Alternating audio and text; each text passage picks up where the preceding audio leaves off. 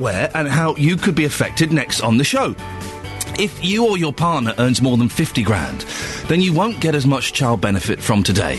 Are the new rules fair, or are hard-working families being punished? And the new celebrity diving programme Splash is being filmed in Luton. Cards on the table, I didn't see it. Saturday night, I was in bed at 10 to 7. 10 to 8. Give me yes, I know. Don't pull faces at me, Paul Scoins, political reporter. 10 to 8, I was in bed. And I missed Splash, but I turned on my phone the next morn, and boy oh boy, was Twitter full of venom and hatred for it. Did you see it? Did you enjoy it? Is it an embarrassment, or is it going to put Luton on the map? Lots of ways to get in touch. You can go to the Facebook page, facebook.com/BBC3CR. You can send us a text, 81333, starting your text 3CR.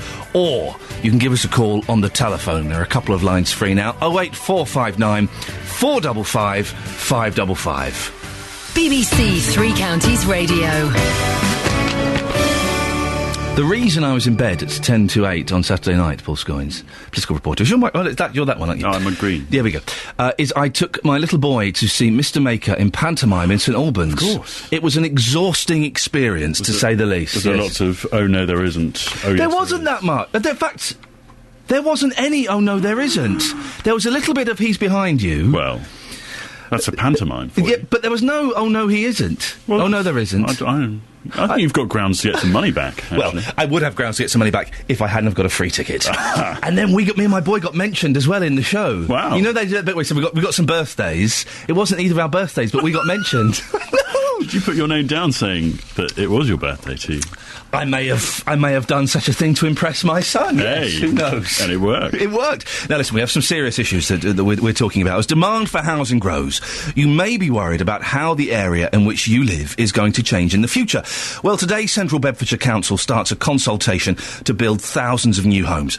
All over the three counties, councils are drawing up new plans for the number of houses that should be built over the next 20 years. It follows the scrapping of government targets a couple of years ago, which has meant councils have had to change their plans. So, will we see parts of the three counties becoming a concrete jungle? Political reporter Paul Scoins is here, but how many are we talking about, Paul? Quite a lot, Ian, actually. We're looking at around, according to our figures, 175,000 homes in the three counties. Wow. That's just over the next sort of 20 years or so. That is a lot. It is a lot. When you think about the population of three counties, probably somewhere in the region of 2 million. So you're looking at that's a sizable chunk. Yes. We've done some individual breakdowns. We've asked all of the councils to submit some sort of targets if they can. And the thing is, they can't in a lot of places because they're still working them out. But right. Bedford say that according to their plans, it's going to be around 16,000 new homes. Over the next 20 years? Over the next 20 years, yeah. Milton Keynes, 28,000 new homes. Central Beds, again, as I say, you mentioned that they begin a consultation. That's for 28,000 new homes. And in Hertfordshire, all of the district councils have got their own little plans, but the highest that I could find was Welwyn Hatfield, over 10,000 homes. Wow. So big numbers, and as I say, lots of these councils are beginning to consult on these huge numbers. But these numbers have changed, haven't they, recently? Yes, that's right. There used to be these things called regional agencies. Now, they would be an agency which would look after the east of England or the southeast of England, or, so on. They were scrapped, and they had previously set targets to councils to build certain numbers. So under the last government, we had these bodies. Milton Keynes had a target of 44,000 homes. Right. Luton and Dunstable, that was around 26,000 homes. Bedford, under 20,000. So those numbers seem to have come down a little bit from the targets that were originally there. However, it's not as easy just to say they've reduced all their targets, because some of the councils are still making up their minds about how many they're going to have. Now, in our area, it's a bit more complicated because Bedford used to be a county council. It's now split into three. Bedford Borough, you've got Luton, you've got Central Beds as well. And all of them are making up their decisions over the next few weeks and months. And Michael Stonnell, he's a resident of Sundon in central Bedfordshire. Now, his back garden would overlook any of these new developments on the Green Belt. I'm very concerned about the development and where it might be located relative to where we are now. At the moment, there are plans for a great deal of number of houses, as well as a major road linking the proposed M1 junction 12A and the A6. And standing here looking out onto the Greenbelt area and this very, very superb view, that's going to be blocked and interrupted by looking at a modern, effectively what will be a modern housing estate. It's not just residents worried, though, is it? Councils are concerned as well. That's right. I mean, under the old system, they were very concerned that they were getting these sort of numbers forced on them. But plans for the new homes were revealed in Hertfordshire at the end of last year, and they were over 6,000 to the southwest of Hitchin, over 9,000 around Stevenage. I mentioned those 10,000 around Welwyn Hatfield as well. And we've spoken to the Lib Dem leader on North Herts District Council, Steve Jarvis. He's worried that the housing growth won't be spread evenly across the district. I think the problem that still exists is that in many cases people may say, well, you could build some houses on that site, but not to the complete extent of it. I think that applies particularly to the North Stevenage one, to North East Stevenage, which potentially could be very big and would cause enormous problems, and to the southwest of Hitchin one. The notion that you have to build all 6,000 houses southwest of Hitchin or none doesn't seem very sensible, but the council, I don't think, is going to give people a chance to respond in that way. I think you've got to say you like site A or you like site B, and that, I don't think, this will be what people see it. Well, later on we're talking to an expert who says there's not enough housing, full stop. Yeah, that's right. We're going to speak to a group called the Policy Exchange. Now, they're a right-leaning think tank, and they think there should be more housing, and actually that the planning system is holding it up. They say that councils have actually dropped their targets since these government figures were abolished just a couple of years ago by 57% across the country. So they say that means that the system's too strict. Now, of course, there are reasons why the house building has slowed in this area. You've got the credit crunch, and that's meant that... The credit crunch. It rings a bell, yes. Yeah, I'll Google it. You may have heard of it. The councils, that is, say that the targets were seen as a ceiling rather than minimums as well. So what you mean is that they were building perhaps fewer than they should have done, even though they thought they could have built more. If you see, that doesn't make any sense, actually, now I've written it. They've also... they were saying it wasn't a minimum, that was that's right, a rough figure. The numbers wasn't a sort of a maximum they could have built beyond that. That's what the Policy Exchange is saying, and they've also said that unless these planning rules are adhered to and changed to mean that more houses can be built, that the coalition will preside over, quote, the worst housing record in modern times. And they say that they know that lots of areas are desperate for housing. Luton, for example, is one of those places. We've heard about how desperate they are to squeeze houses onto any land that they've got, and they'll be making some tough decisions again in the coming months. Paul Scoynes, thank you very much. As well as being the political correspondent, you're also a reality TV correspondent. Did you watch Splash at the weekend? I did actually. Did you enjoy it? Thumbs up or thumbs down? Well, I thought it was, it was quite positive to see swimming on prime-time television. It was odd to see one of the national coaches on the judging panel. It felt rather uncomfortable. However, my wife, who's a pretty good judge of these things, said, we're not watching this. Wow. She said, I'd been watching for about 5 minutes. She said, no, we're not watching it. Wives know. My wife hated it. I was asleep when it was on. Well, did you watch it? Thank you for that, Paul. Excellent stuff, by the way. Did you watch it? Are you affected by the changes taking place to the child benefit? Families with one parent earning more than £50,000 lose part of their child benefit, and it will be fully withdrawn where one parent earns above £60,000. 08459 455 555. Give us a call about that. Starts tonight. I'm going to be listening eagle-eared. I believed. Eagle-eared. 08459 455 555. Changes to child benefit take effect today. More than 1 million better-off families will lose some or all of their child benefit under changes which come into force at midnight. Families with one parent earning more than £50,000 lose part of their child benefit. It'll be fully withdrawn where one parent earns above £60,000. 08459 455 555. Andrew's in Bedford. Morning, Andrew. Good morning, Ian. What do you make on this? Well, I think that child benefits should be scrapped altogether.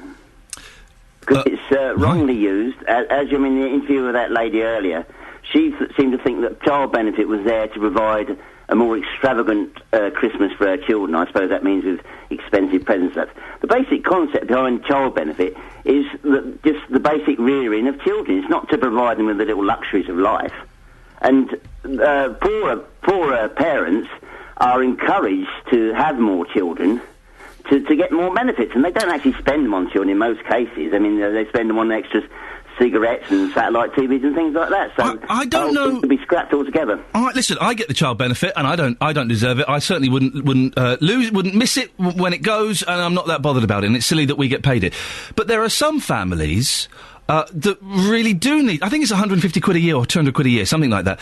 There are some families that do need that. Oh, it's over 1,000 a year, is it? Wow, there you go. It's a lot more than that. Wow. It's over 1,500 a year. Oh, blimey. Oh, in that case, right. But there are some families that need that, though, don't they? That for whatever reasons, do need a little bit of help with the kids. Yeah, but I mean, there could be special circumstances where extra payments be made. But I don't know, it's a universal benefit. I mean, you hear stories about these people having lots and lots of children. I mean, they're just taking the taxpayer for a ride, expecting them to fund all their children. I mean, it's over £100 a month. I mean, there's a programme on this week about a woman who's having her 16th child.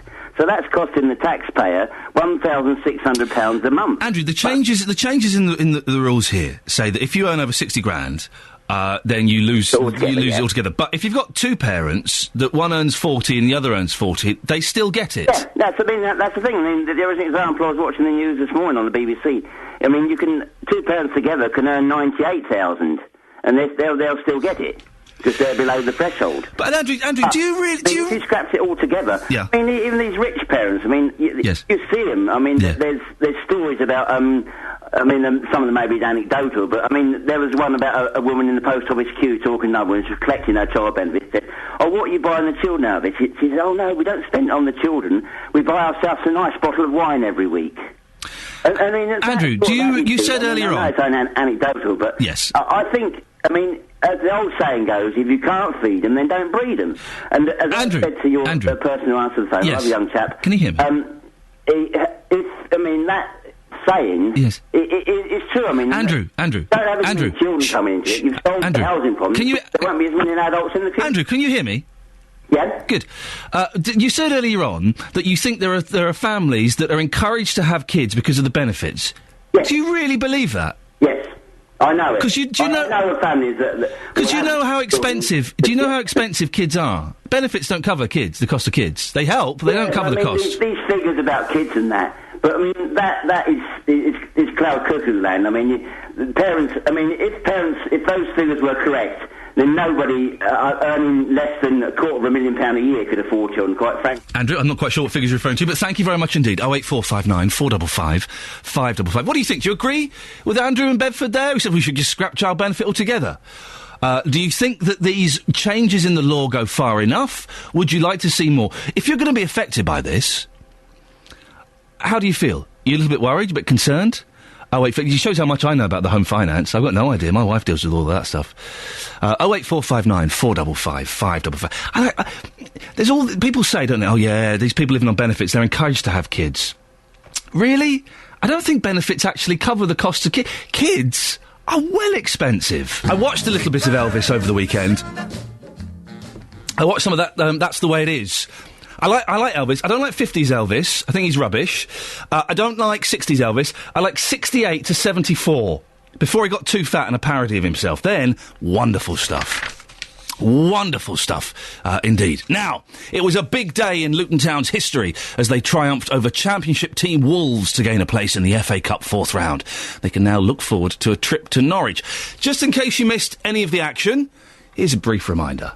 Football, excitement, goals, disappointment, heartbreak, tears. Well, Justin Dealey, BBC Three Counties football reporter when it comes to Luton Town. Justin Dealey was there. Justin, was the atmosphere electric? Oh, Iain, Happy New Year. What a day at Kenilworth Road on Saturday. It was like going back in time. It really was like going into a time machine. The atmosphere was incredible.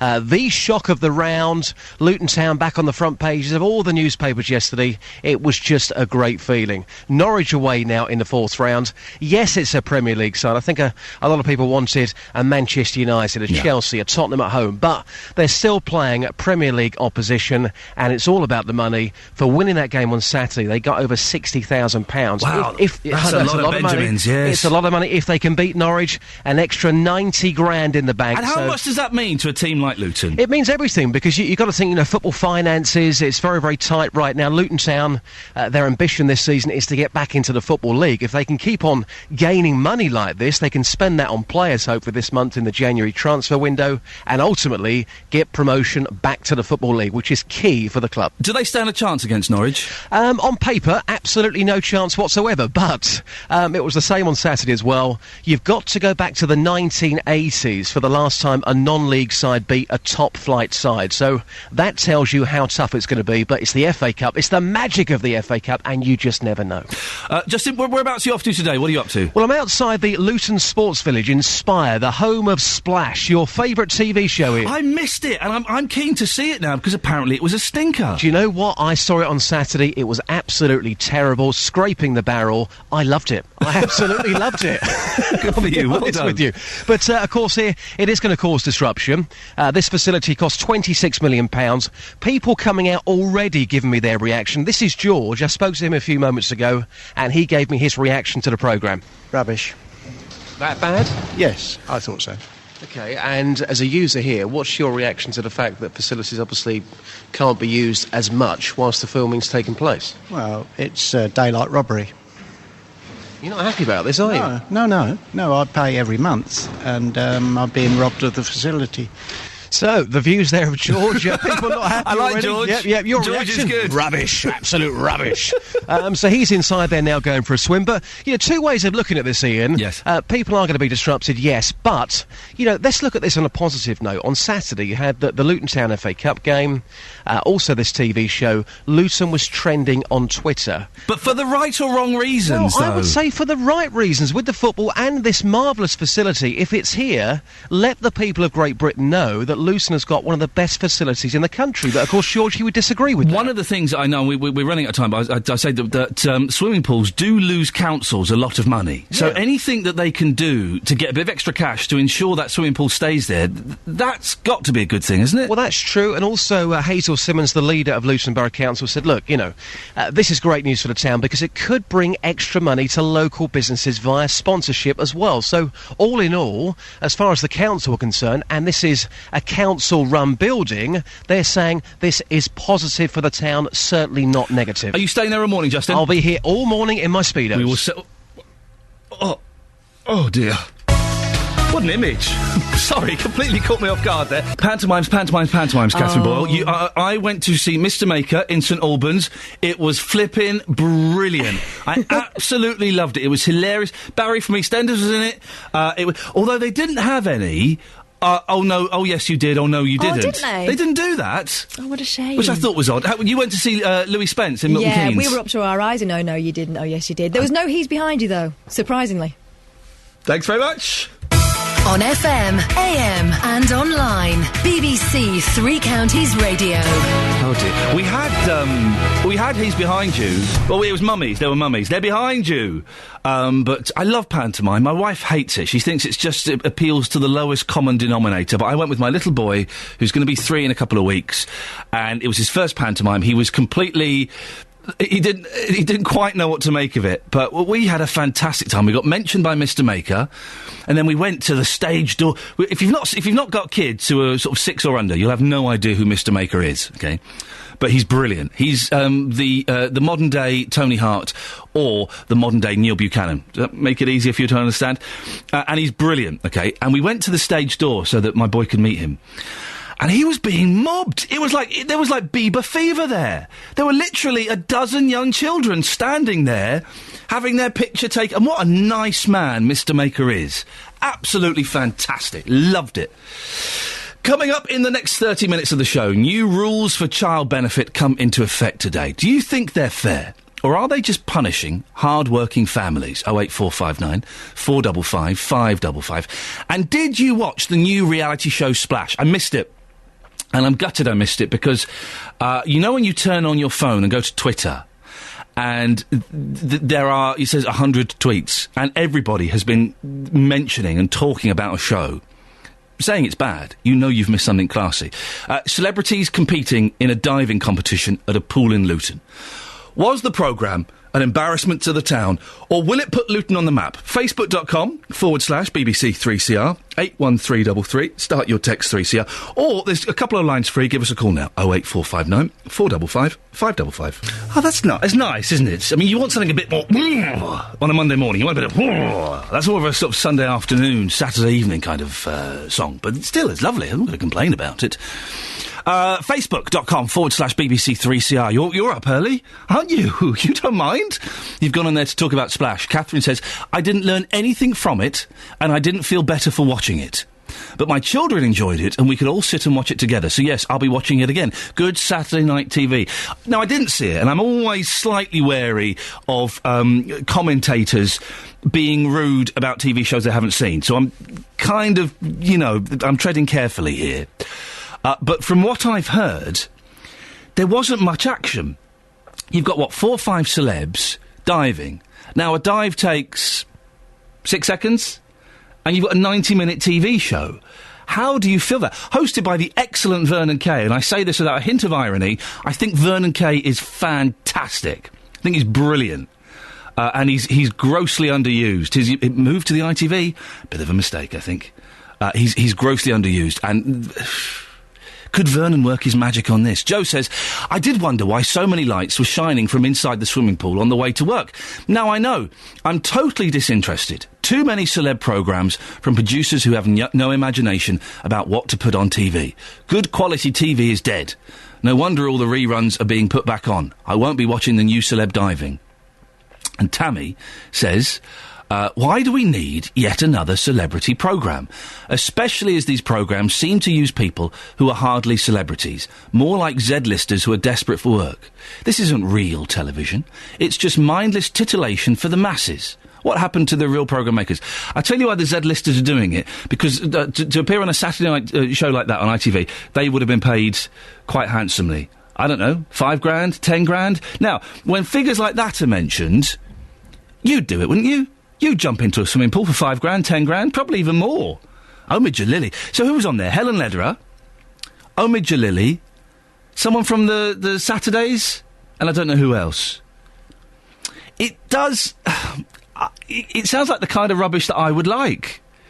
Did you watch it? Splash. Any good? 08459 455 555 is the telephone number. Was it an embarrassment? Now, if you or your partner earns more than £50,000, you're going to lose part of your child benefit.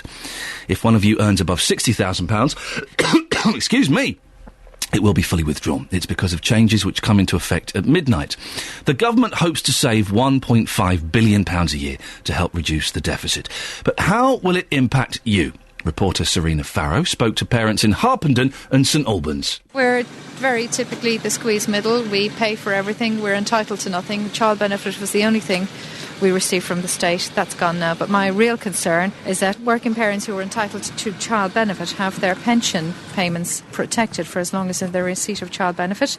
If you're no longer in receipt of child benefit, you're no longer entitled to pension protection, and that by stealth will push a lot of non-working mothers, stay-at-home mothers, out of the pension system, and a lot of mothers will find that when they get to the age of 65 we're not entitled to a pension because we weren't in receipt of child benefit. We had child benefit when we were kids. My mum always used to pay for everything for us out of child benefit, and we pay our taxes just like everyone else. But I think that the pension thing is obviously a bit of a concern. I was probably using that money for savings anyway, so it just means you won't get so much for savings. The government's got to make cutbacks somewhere, and everyone's going to make a complaint, whoever they focus on. I thought it was a bonus that I got it at the time. Living here, it's expensive, everything, and we've got 4 children, and we use it for their activities. And how much roughly will you be losing in a month? £242. Yeah, so all their little extras, all the activities and things they do, it's going to hit us hard. Well, Liz Blower lives in Bedfordshire. She thinks it's completely unfair. I'm the sole breadwinner. My husband's been unemployed for 11 months, and I've got 2 children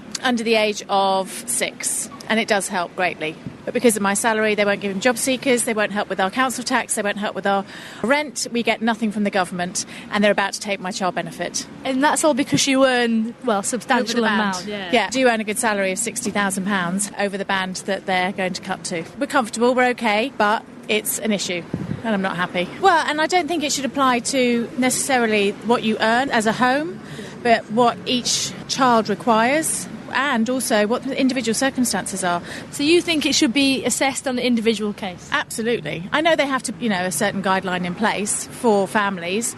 I understand certain families need it more than others. But, we pay our taxes, he's paid his taxes, and he still doesn't get anything from the government. It will just mean that we'll have to cut back on, outings to the cinema or going shopping, and Christmas wasn't as extravagant as it should have been, but we knew this was happening. When you hear it like that, though, we'll have to cut back on visits to the cinema. I don't think child benefit is to go and see Life of Pi 3D. It isn't, is it? It's to pay for clothes and food and shoes and things. It's not... For Christmas, we had a bit of a tough cutback on Christmas. Yeah, child benefit isn't for Christmas. That's Liz Blower in Bedfordshire. What do you think about that? 08459 455 555. The Prime Minister told the Andrew Marr Show on BBC One at the weekend that the government had to cut its spending. You cannot deal with the deficit just by taking more in tax from the very richest, although we are, nor can you deal with the deficit just by combating welfare fraud and evasion and excessive welfare at the bottom. You need to make sure that everyone is making their contribution. This will raise £2 billion a year. Now, if we don't raise that £2 billion from that group of people, the better off 15% in the country, we'd have to find somewhere else to take it. Well, today I'd like to hear from you. Are the changes to child benefit fair, or are they just punishing hard-working families? It's interesting, isn't it? There are families that are struggling. Then you hear Liz, who we just played a clip of then, saying, well, we'll have to cut down on trips to the cinema. The child benefit isn't for that. Child benefit is for people who are struggling to feed and clothe their kids. Have we got any sleepwalkers listening to the show? I tell you why. My wife woke me sleepwalking. I only had a few hours sleep. I didn't get to bed till very late. And suddenly I was sleeping in the loft, and suddenly I found myself on the outside the wife's bedroom, as it were. And she says, Ian, what are you doing? I'm going to work. What, in your pants at 1:15 in the morning? Yeah. Talk about it after this. It's the first time I've ever listened to the lyrics to that song. I don't think it is about cricket. I think it might be about drugs. I think it might be. I don't know what on earth is Dreadlock Holiday about. They give the impression it's about cricket and reggae. I think it's about drugs. So anyway, I nearly turned up for work in my pants really early. I got to bed at 12 for whatever reason, and suddenly I'm downstairs in my pants, and my wife wakes up and goes, where are you going, Ian? I'm going off to work. What, 1:15? In your pants? I don't think so. And I was like, oh yeah, no, I know. And I kind of woke up and caught sight of what I was doing. Oh yeah, and I'm just going back to bed. And I went back to bed. I like sleepwalking. I haven't done it for a long, long time. And the few times I've done it, I've been sort of aware of what I'm doing. I remember once bursting in on my parents when they were fast asleep. I thought they were watching TV, so I went in their room to watch TV. That's how I remember it. And after half an hour, I said, all right, I'm going to go off back to bed now. See you later. Bye. The way they remember it is, I burst into their room at 3:30 in the morning, turned on their telly, sat on the end of the bed, and they were terrified. Are you a sleepwalker? Could you give us a call? Or is a member of your family a sleepwalker? 08459 455 555. I love it. The human brain is weird, isn't it? Particularly when it's not quite there. 08459 455 555. Speaking of human brains that are not quite there, Splash, did you see it at the weekend? I didn't. Cards on the table. I'm going to be watching it. It's being filmed in Luton. The Inspire Centre swimming pool will be closed for the next 4 weekends to make way for the celebrity diving programme. Splash, which features Olympic diver Tom Daley, used the pool for the first programme this weekend and will host the rest of the live... Oh, it's live! Oh, I didn't realise. That makes it even better. It will host the rest of the live broadcasts on 4 successive weekends until the 2nd of February. Well, Dave Mingay from the National Union of Teachers joins us now. Morning, Dave. Good morning. You're concerned about this show, are you? I am. I don't really... I'm not quite sure how it fits in with an Olympic legacy that we're trying to promote. Well, it's bringing minority sports, diving, to a wider audience and encouraging people to take part. Well, you can talk about participation and increasing participation. At the same time this show's being filmed, for the next 4 weekends, diving lessons at Inspire have been cancelled. It is a well-known fact that council-owned swimming pools, they cost money, they don't make money. So surely, if the TV company are prepared to pay what I assume are big bucks to the council, that's got to be a good thing, isn't it? If it means the pool is going to stay there and it's going to be open. Well, the pool's only just been open, so you can talk about running costs, whether it's a cause concern, whether it's making money. It's a very new pool, and other pools were closed in the town to make way for this brand new, and it is a very impressive facility, an impressive swimming pool. But really, if Tom Day is going to come to Luton and promote diving, he should be promoting it with the community and offering free diving lessons or offering, doing more of a road show type thing, rather than trying to make money at the expense of the people of Luton. Why should Tom Daly, who's a handsome, talented young man who's got a whole future ahead of him in terms of diving and probably television presenting, why should he offer free diving lessons to oiks like you and me? You could say, why is he standing and why is he filming a TV programme trying to make more money out of himself? It's a nice thing to do. He's entitled to make money out of himself, though, isn't he? Sorry? He's entitled to make money out of himself. Well, of course he is, but he's making money out of himself at the expense of the community of Luton. Luton was mentioned on national TV, and the show got about 6 million viewers. So that's got to be good for the community, hasn't it? Yeah, but if you live in Newcastle, you're not exactly going to come down to Luton and go swimming, are you? No, but if you live in St Albans, you might do. If you live in Bedford, you might do.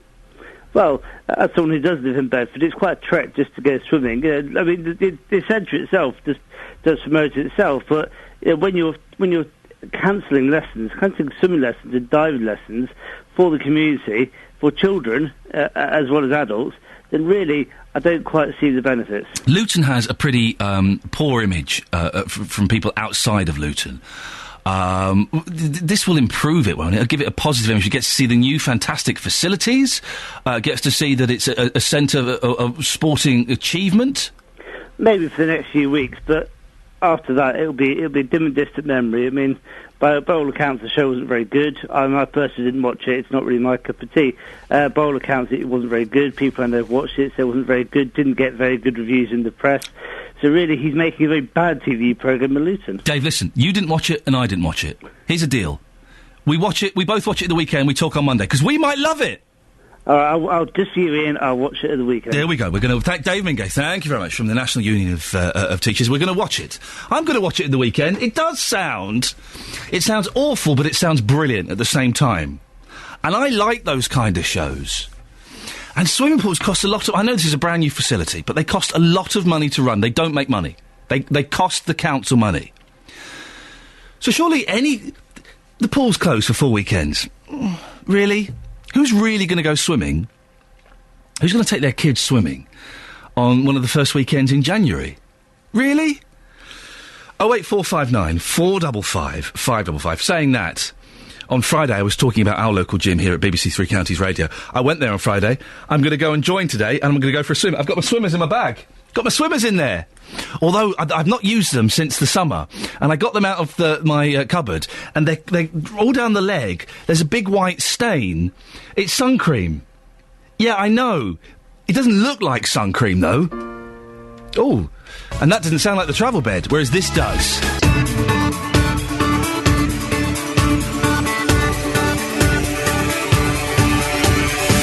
Thank you, Catherine. Good morning. This is Iain Lee, BBC Three Counties Radio. Do you remember Christmas? It was ages ago, wasn't it? It was like forever ago. The New Year! Wow! It's already the 7th of January 2013. Who'd have thought we'd live so long? Lots coming up between now and 9 o'clock, including tens of thousands more homes could be built across the three counties. Find out where and how you might be affected next on the show. You heard in the news there, if you're disabled, you may be struggling to get a taxi to stop for you. A Hertfordshire charity says drivers often see wheelchair users, but just fly on by. And our reporter Justin Dealey will be joining us live from the Inspire Centre swimming pool in Luton. It's where the new reality show Splash was filmed. What did you think of the show? Good fun or an embarrassment to the town? Lots of ways to get in touch. Loads of you using Facebook this morning. Great. It's good. Facebook's good because you can go on there, you can have an argument with the other listeners. Don't be rude, don't get into personal slanging matches, but be forthright. Facebook.com/BBC3CR. You can send us a text as well, 81333, starting your text 3CR, or you can give us a call. A couple of lines free now, 08459 455 555. BBC Three Counties Radio. I'm keen to speak to you as well if you, or a member of your family, is a sleepwalker.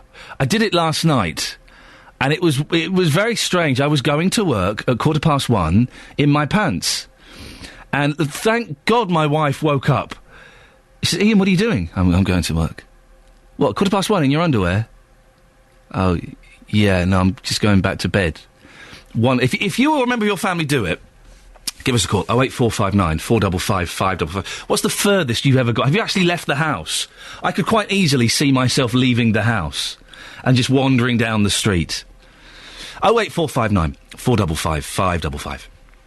Now, today, Central Bedfordshire Council begins its consultation on plans to build more than 28,000 homes in the area over the next 20 years. This month, councils across Beds, Herts and Bucks will be drawing up their own plans for how many houses they will build. We'll speak to Milton Keynes Council shortly. But what does this mean for our open spaces? Around 7,000 of the houses in central Bedfordshire could be built on greenbelt land to the north of Luton and south of the villages of Sundon and Streatley. Well, our reporter, Tony Fisher, has been sent to Sundon to see the impact on residents there. Right, I'm standing in a back garden of Michael Stonnell's house in Upper Sundon, out looking towards Luton Way, which is covered in fields, all greenbelt land, but could potentially be developed on with, 7,000 homes, Michael? Yes, approximately 7,000 homes, yeah. And the back view here is very attractive, a nice sea of green, as it were. You've got your chickens in the back garden. Yeah. What you don't want to see is a huge, great, massive development just beyond that field, do you? Yes, no, I'm very concerned about the development and where it might be located relative to where we are now. At the moment, there are plans for a great deal of number of houses, as well as a major road linking the proposed M1 junction 12A and the A6. And standing here, looking out onto the Greenbelt area and this very, very superb view, that's going to be blocked and interrupted by looking at a modern, effectively what will be a modern housing estate, and also the new road that, depending upon its size, will perhaps be lit up, and there'll be light pollution in the evenings and later night as well. It will effectively completely dominate this landscape, won't it? Yes, it will. It will. In my opinion, it will obscure the view of Sundon Wood at the moment, and as of now, there's no indication whether, as far as I understand it, as to whether Sundon Wood would actually exist, or how much of it may be not only subsumed but taken down for the housing. And or the road, yeah. But this is all greenbelt out here. Yes. So you got concerns about the fact they could potentially build on greenbelt as well? Yes, I have got concerns. Effectively, in order for this proposed development to go ahead, the council would have had to have removed the land from the greenbelt in the first place in order to be able to build on it. So that would be the proposal of the council, would be to remove the land from greenbelt and then build the houses on it.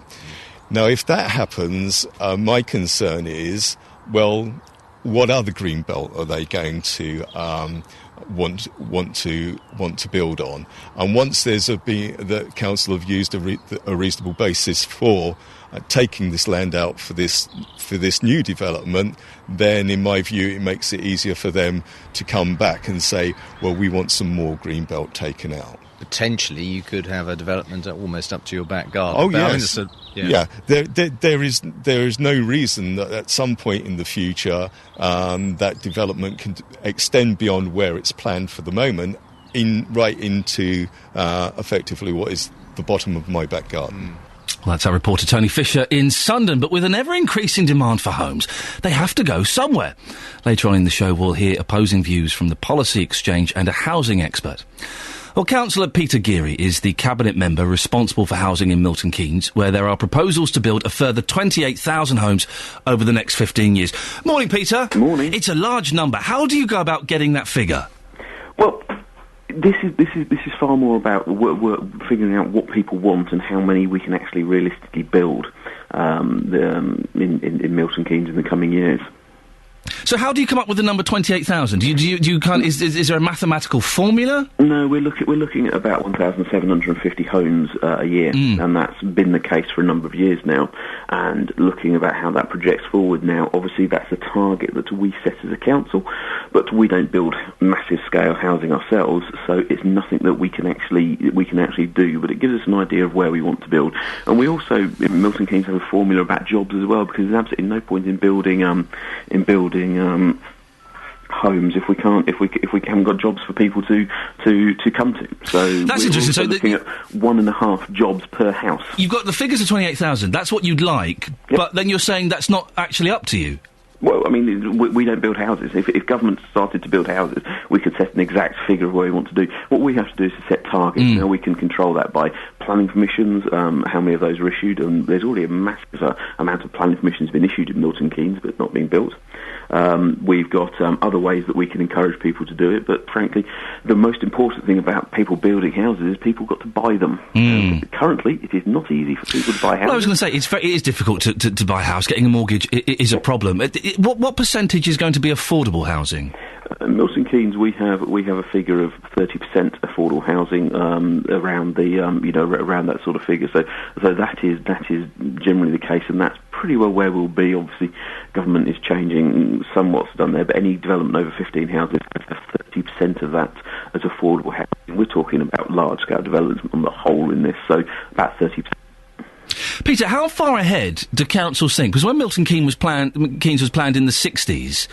Were the planners thinking as far forward as 2013? No, they weren't. They were thinking that they had a master plan. That master plan has now expired, but we work forward certainly to 2026 and beyond that away as well. So what we're looking is 28,000 homes between a couple of years ago and 2026. We heard in that report from Tony Fisher concerns about building on greenbelt land. How do you ensure you balance a need for housing with environmental concerns?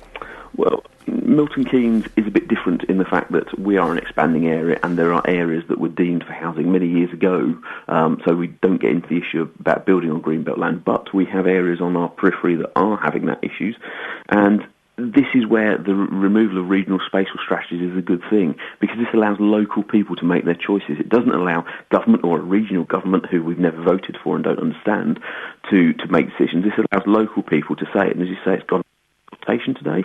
So it's about people being able to stand up and say, we want houses here because of the reasons we want houses, i.e. jobs and growth and prosperity to the economy, or we don't want houses. And if so, how many houses do we want? Where do we want them? And that's important that local people have that choice, not just about some faceless bureaucrat making the decision for people. And that's a really good thing. Councillor Peter Geary, thank you very much indeed. 08459 455 555. We're in the process of moving. I don't know, we were supposed to move before Christmas. It's all gone quiet. I think we find out tomorrow if the person 3 to the left on the chain is had their mortgage approved, and then hopefully we can get a date and just do it. It's that thing when you're waiting. We're sort of half living in boxes, and we can't really commit to nursery for the kids, and just want to do it. So a quick look at the front pages, shall we? The Guardian. Cameron and Clegg to renew their vows with sense of shared purpose. New measures on childcare head range of policies for second half of Parliament. 105 private firms to treat NHS patients, and month of protest leaves Belfast fearful of escalating violence. The Times. How to lose your paunch in 4 weeks. Come on! I thought we weren't going to have any of these ridiculous diet and exercise regimes. Come on! God's sake, stop eating bread. That's how you do it. Don't eat bread or pasta. It'll go straight away. There's a picture of 96 empty seats at Hillsborough in memory of those who died, of course. Yeah. And the big society is dead, charities tell Cameron. Mid-term review must renew commitment. The Independent. Benefit cuts will see more children taken into care. warning of economic impact on struggling households. Record numbers of children are likely to be taken away from their families this year as parents struggle to cope with the effects of public sector cuts. The Telegraph...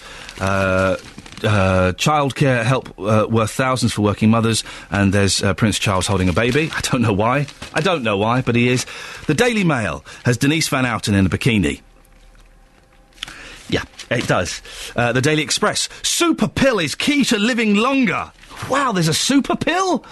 That's brilliant! It's a bit like the pill I've got that you put in a car and it means you don't need to put petrol in. Tomato-based drug can fight cancer, arthritis, diabetes, heart disease and bigotry, says the Daily Express. And The Sun. Oh, dear. Greg's Air child sex quiz, and there's a picture of a pop star with tattoos. Good for him. Well done indeed. Sophie Tyler, BBC, Three Counties Radio. Tyler. Mm-hmm. You strike me as the sort. Are you... No, you do. Are you a bit of a sleepwalker? Not as far as I know. Do you ever talk in your sleep? Yeah, I've been told. And I'm a bit of a wriggler as well. Sophie Tyler, thank you very much indeed. Took that into territory I wasn't prepared to go. Wowzers. Thank you, Sophie. A giant, prehistoric-looking bird. A shoebill. Did that bird just speak in that trail?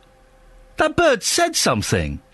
I was carrying the baby yesterday, and I'm sure the baby said something. No, the baby's not even a year old yet, and he can barely do da-da-da-da-da, mama, mama, mama. But I was carrying him, and he said something, and I replied. I went, oh, yeah, you're right. What? I know, it was the weirdest thing. I'm sure I don't quite know what he said. He said something.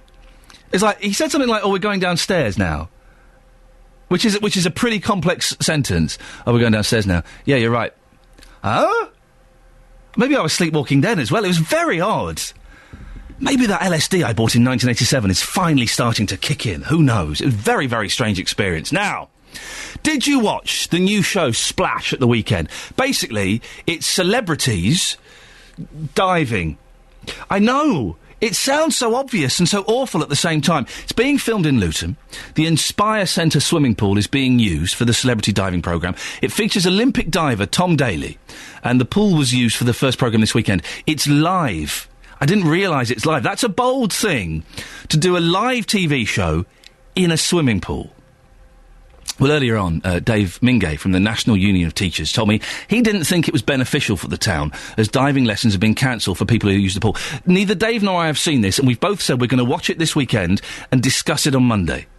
Well, our diving correspondent, Justin Dealey, is live at Luton's Inspire Centre. Morning, Justin. Ian, good morning. As you know, I'm not quite happy about this TV show because a few weeks ago, you might remember I was here for the official opening and I did a dive bomb live on air. Next thing you know, a week later, suddenly ITV, here's our new TV show, Splash, Celebrities Diving in Luton. It's like they've stolen your idea. They have stolen my idea and they are running with it. I'm outraged by that. No running by the pool, Justin.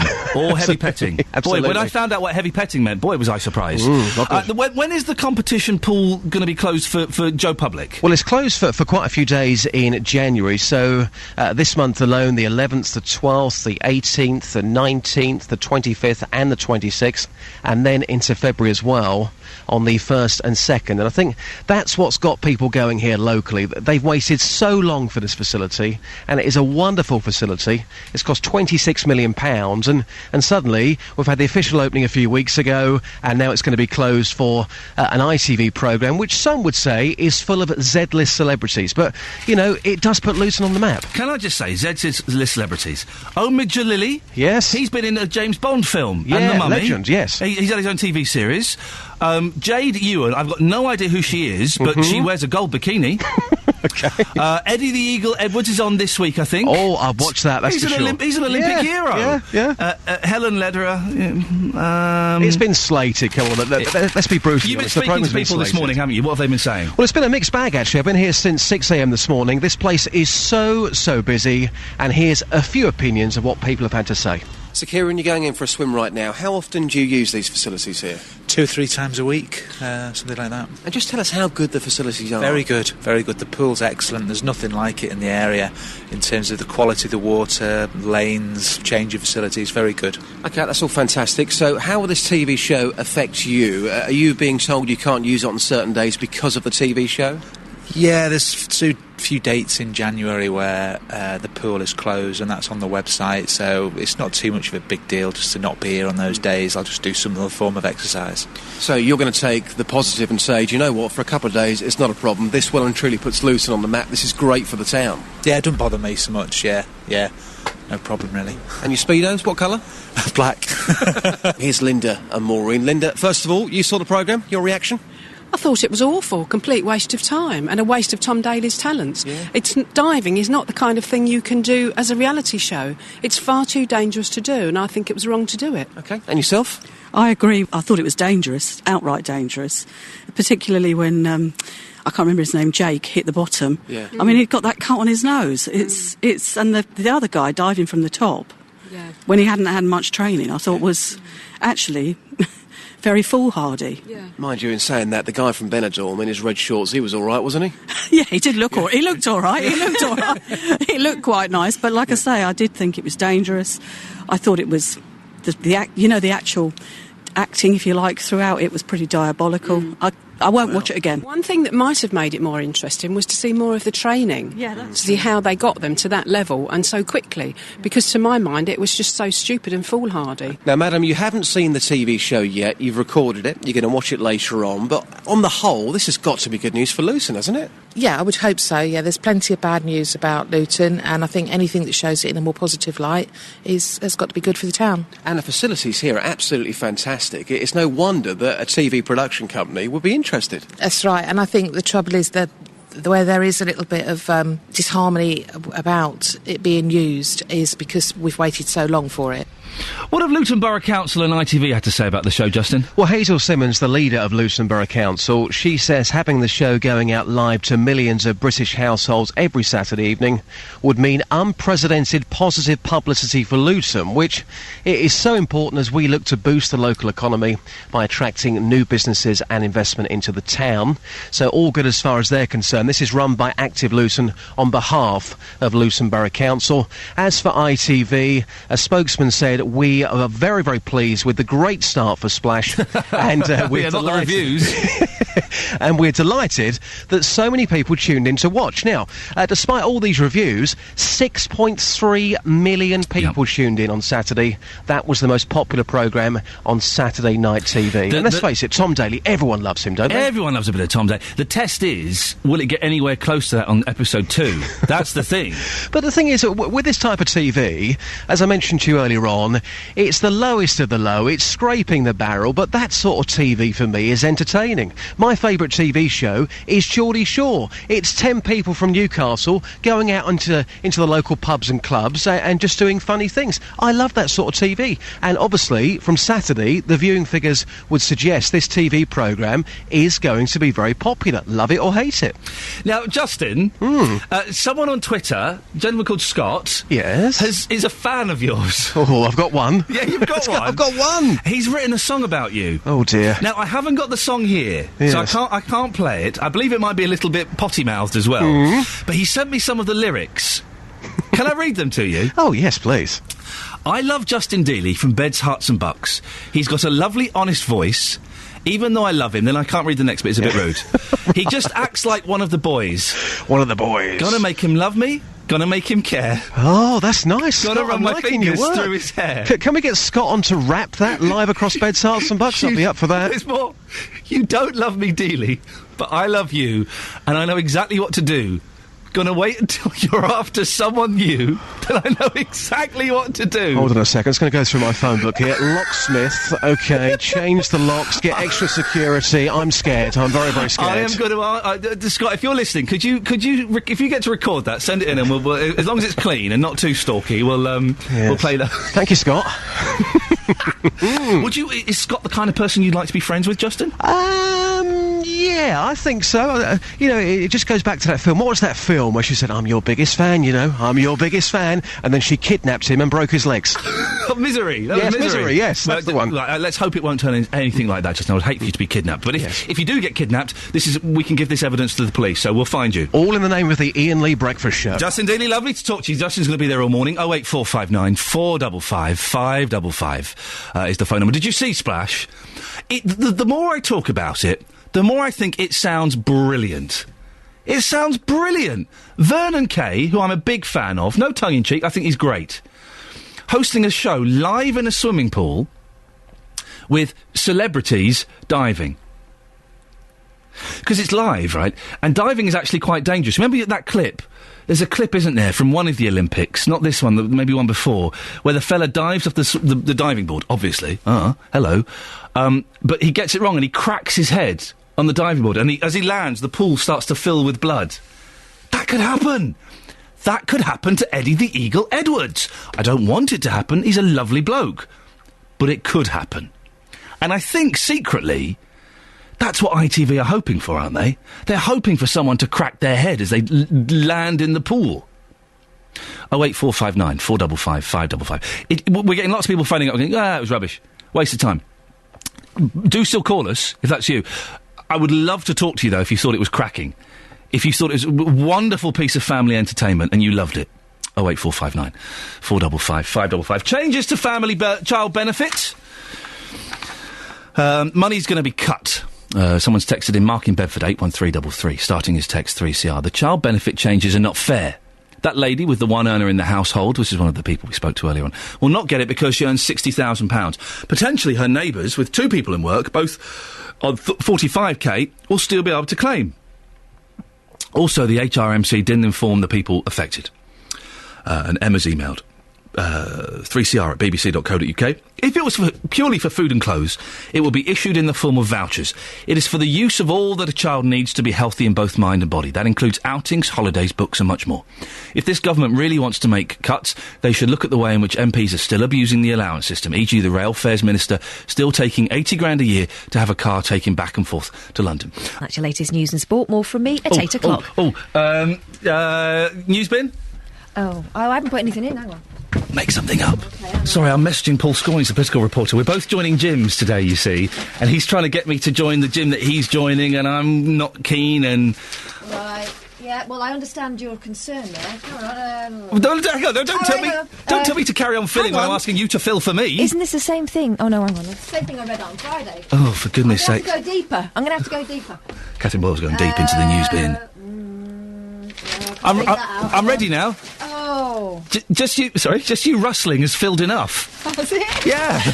This news bin's rubbish. It is rubbish. Could you fill it up with some more news, please? I'll do my best. Thank you very much. Ta-ta.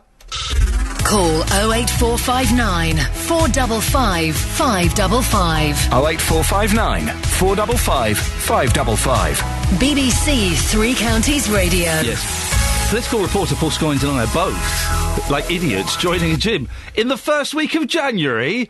Oh, yeah, because that's sensible, isn't it? That's going to last. And I'm joining the one that's literally just around the back from Three Counties. And Paul is joining one in Milton Keynes.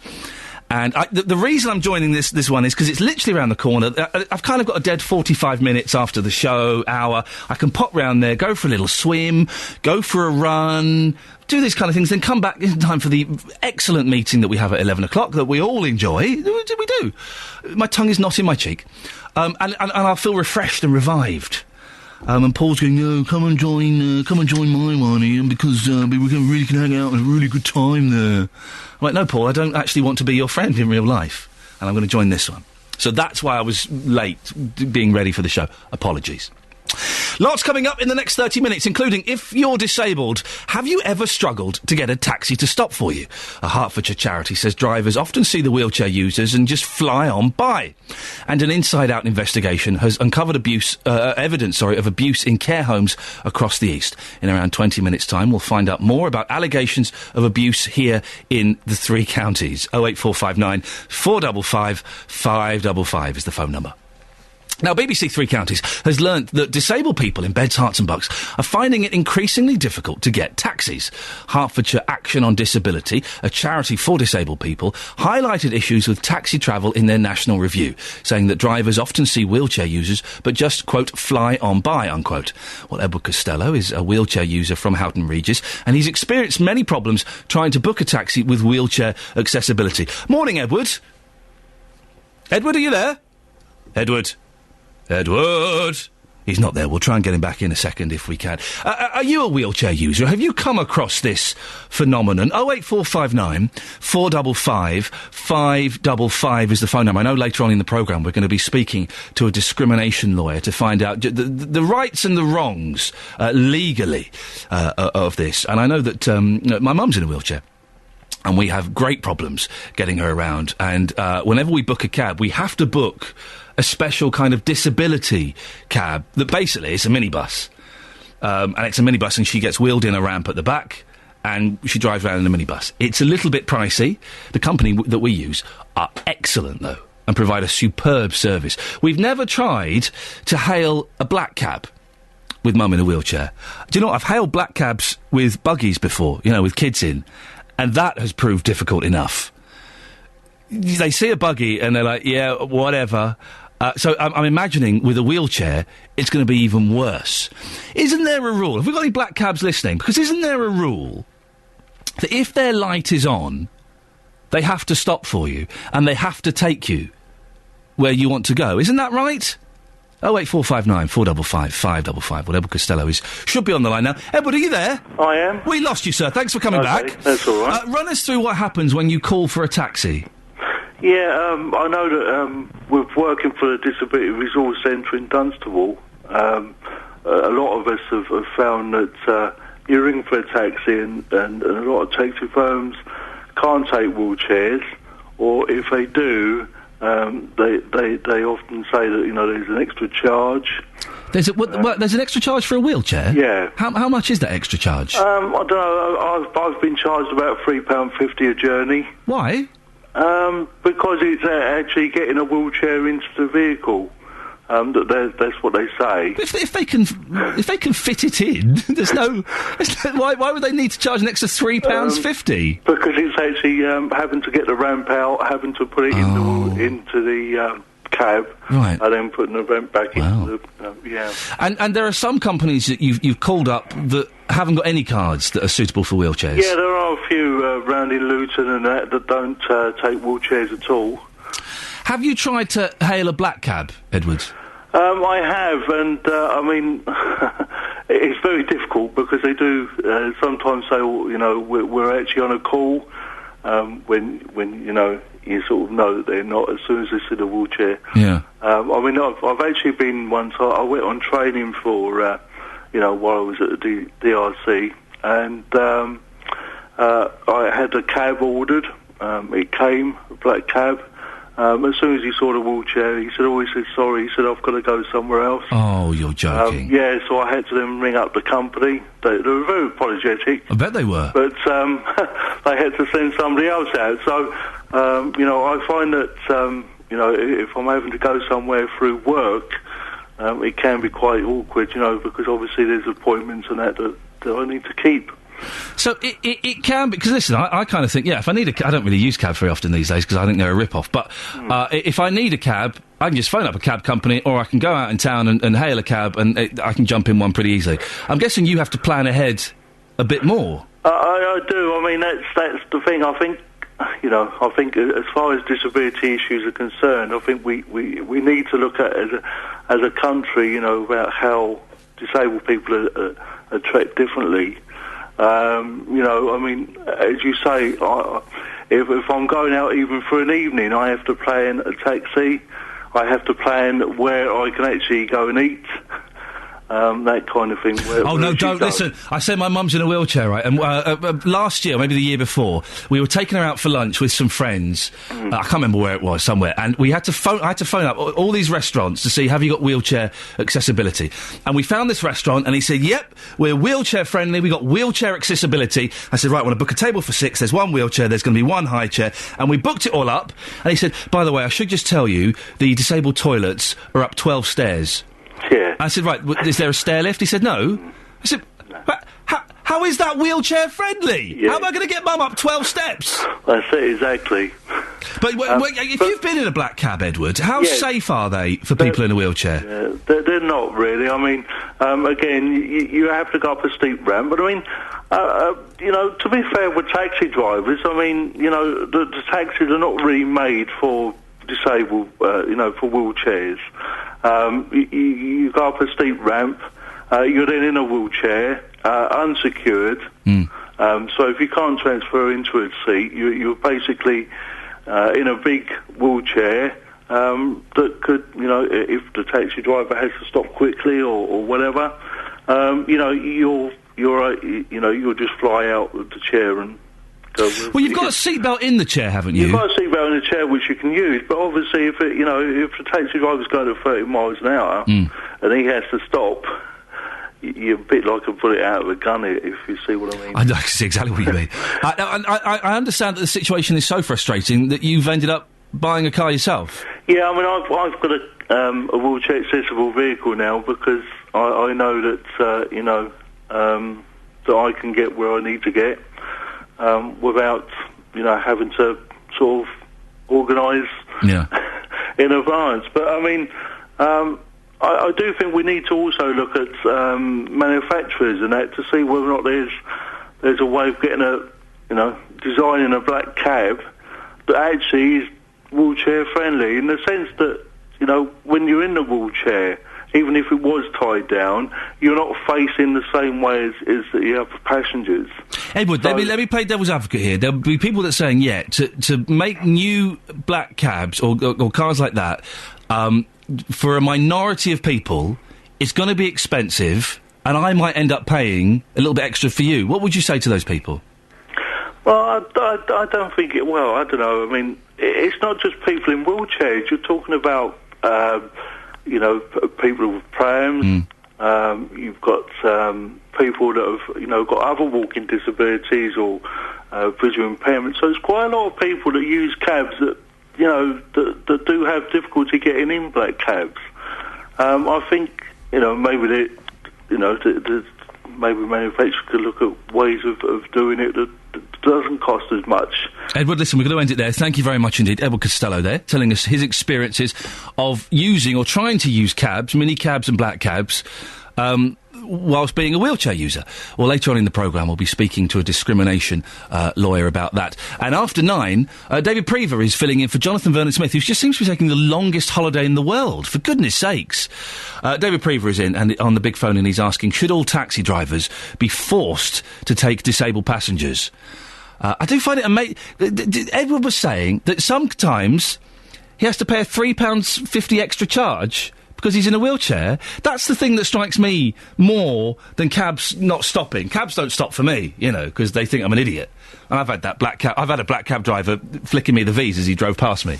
Not allowed to do it, but he did. So they're not stopping for wheelchairs. It's wrong. It doesn't surprise me. But some cab companies charging £3.50 extra because you're in a wheelchair. Wowzers. If you've been affected by this, or if you are a cab driver, 08459 455 555. Splash! Saturday night TV at its best or at its worst. Francis is in Luton. Good morning, Francis. Hello, are you Iain? I am Iain. Are you Francis? Yes, I'm from Luton. I think Saturday night programmes is very, very poor.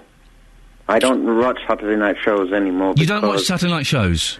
Yeah. I used to when my mum was alive. She died only 2-3 years now. Oh, I'm sorry to hear that, Francis. Yes. What kind of things did you used to like watching with Mum?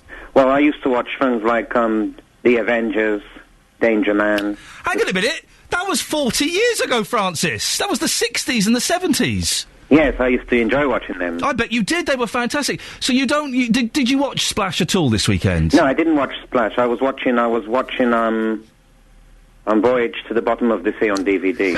Oh, man! That's a fantastic film, Francis! Yes, I used to watch all that when I was a kid. Yeah. Well, listen, Voyage to the Bottom of the Sea and 20,000 Leagues Beneath the Sea and all those things are superb. Yes. But they never... But TV has changed, hasn't it, since the 60s and 70s, Francis? We don't want to see good drama. We don't want to see good comedy. We want to see celebrities making idiots of themselves. Yes, I don't really watch all that. I mean, because when Mum was there, we used to watch Eric and Ernie, the Morecambe and Wise show. Yeah. Did you used to watch Juliet Bravo? Did you used to watch that? Yes, I used to watch that. I used to love Juliet Bravo. Yeah, I used to watch that. I think there was Tommy Cooper and all these sort of things. But all now the classics. TV is really gone decline. I think. That's Francis, why I don't listen, I think a lot of people agree with you. Francis in Luton. I don't watch much TV now. I watched the box sets, and we just got The Killing 2 and 3. Whoa. But I don't watch much TV, very rarely. The only TV I watched this weekend was 3 episodes of Postman Pat and the Dragon's Den Christmas special. And what a waste of time that was. It was disappointing. I found it on the Sky Plus. I was like, ooh, I missed this. It was rubbish. Absolute rubbish. Women making cakes out of roast dinners? You're joking. Let's get the latest weather with Elizabeth Rossini. Hello, very good morning to you. Back to work for some of us, certainly back to school for many today as well, and pretty leaden skies, I'm afraid, to mark the occasion. We think it might just possibly get very cold. Come on, hurry up, run out of time. Music's finished. I just wanted to put the end bit on, then it might get very cold next week. Thanks very much for leaving us all so happy. Thank you. Did you have a nice Christmas and New Year? It was wonderful. How was yours? It was. We were all sick at some point, but we didn't have the norovirus. We just had sinusitis, so and eye infections. We had really manky eyes. It was horrible. Oh, get well soon. I had that a couple of weeks before Christmas. Oh, is it? I got it from you, Elizabeth. Oh, there we go. Nice to have you back. Speak to you later on. Bye. Bye. This isn't the chair I normally sit on. It's taken me an hour and 50 minutes to realise, as I was adjusting myself then, I went to put my hands on the arms of the chair and they weren't there. Where's my chair gone? Speaking of adjusting yourselves, I will tell this story. I won't tell this story. I'm going to allude to it. Twice this weekend. You know that scene in There's Something About Mary when Ben Stiller is in the toilet and he gets something, not that scene, the other scene. He zips up his fly. Happened to me twice this weekend. Not as bad as that. But it happened to me twice. And it was that real thing of, if you don't know what it is, I'm not going to go into detail. We still have young ears, but there will be a few gentlemen wincing at this. And it was that thing where the zip was done up, and I had to make a tactical decision of how I was going to get out of this situation. And it was a zip withdrawal. Both times. Twice! How is that possible? And the first time it was like, it really hurt. And my son was trying to talk to me and I had to get out of that. The second time I was like, oh my goodness, not again. Twice in one weekend. Won't be going near that for a long time. 08459 455 555. Sorry to put that horrible image into your mind if you're just having your breakfast. Sausage and bacon. Now, many of us will need care at some point in our lives. Care homes for older people are supposed to provide a safe place for us when we can no longer look after ourselves. But an inside-out investigation has uncovered evidence of abuse in homes across the East, and evidence that the system that should be protecting vulnerable people is failing. Well, here to tell us more is the programme's presenter, David Whiteley. Morning, David. Good morning. My mum's in a care home, and I find this quite shocking. What have you discovered? Well, we sent freedom of information requests to councils across the region to check the scale of abuse at care homes, and we were quite shocked by the figures.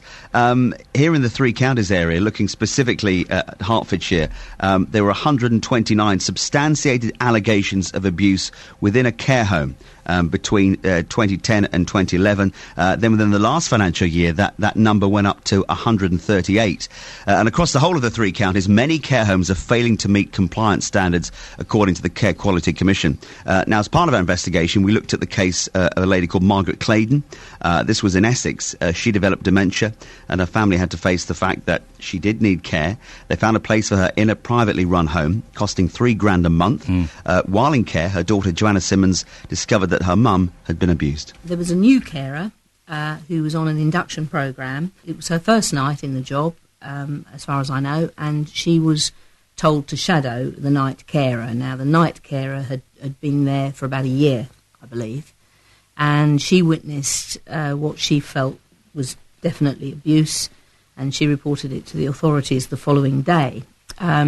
She witnessed the fact that this person went into my mother's room at about 4:45 in the morning, turned the light on, and she quite roughly washed her face with cold water and sort of dragged off her clothing. And I think the thing that's really upset the carer on the induction was that she grabbed my mother's face. My mother said something like, well, you know, you're horrible, you're being horrible to me, and she grabbed her face and she said, I hate you too.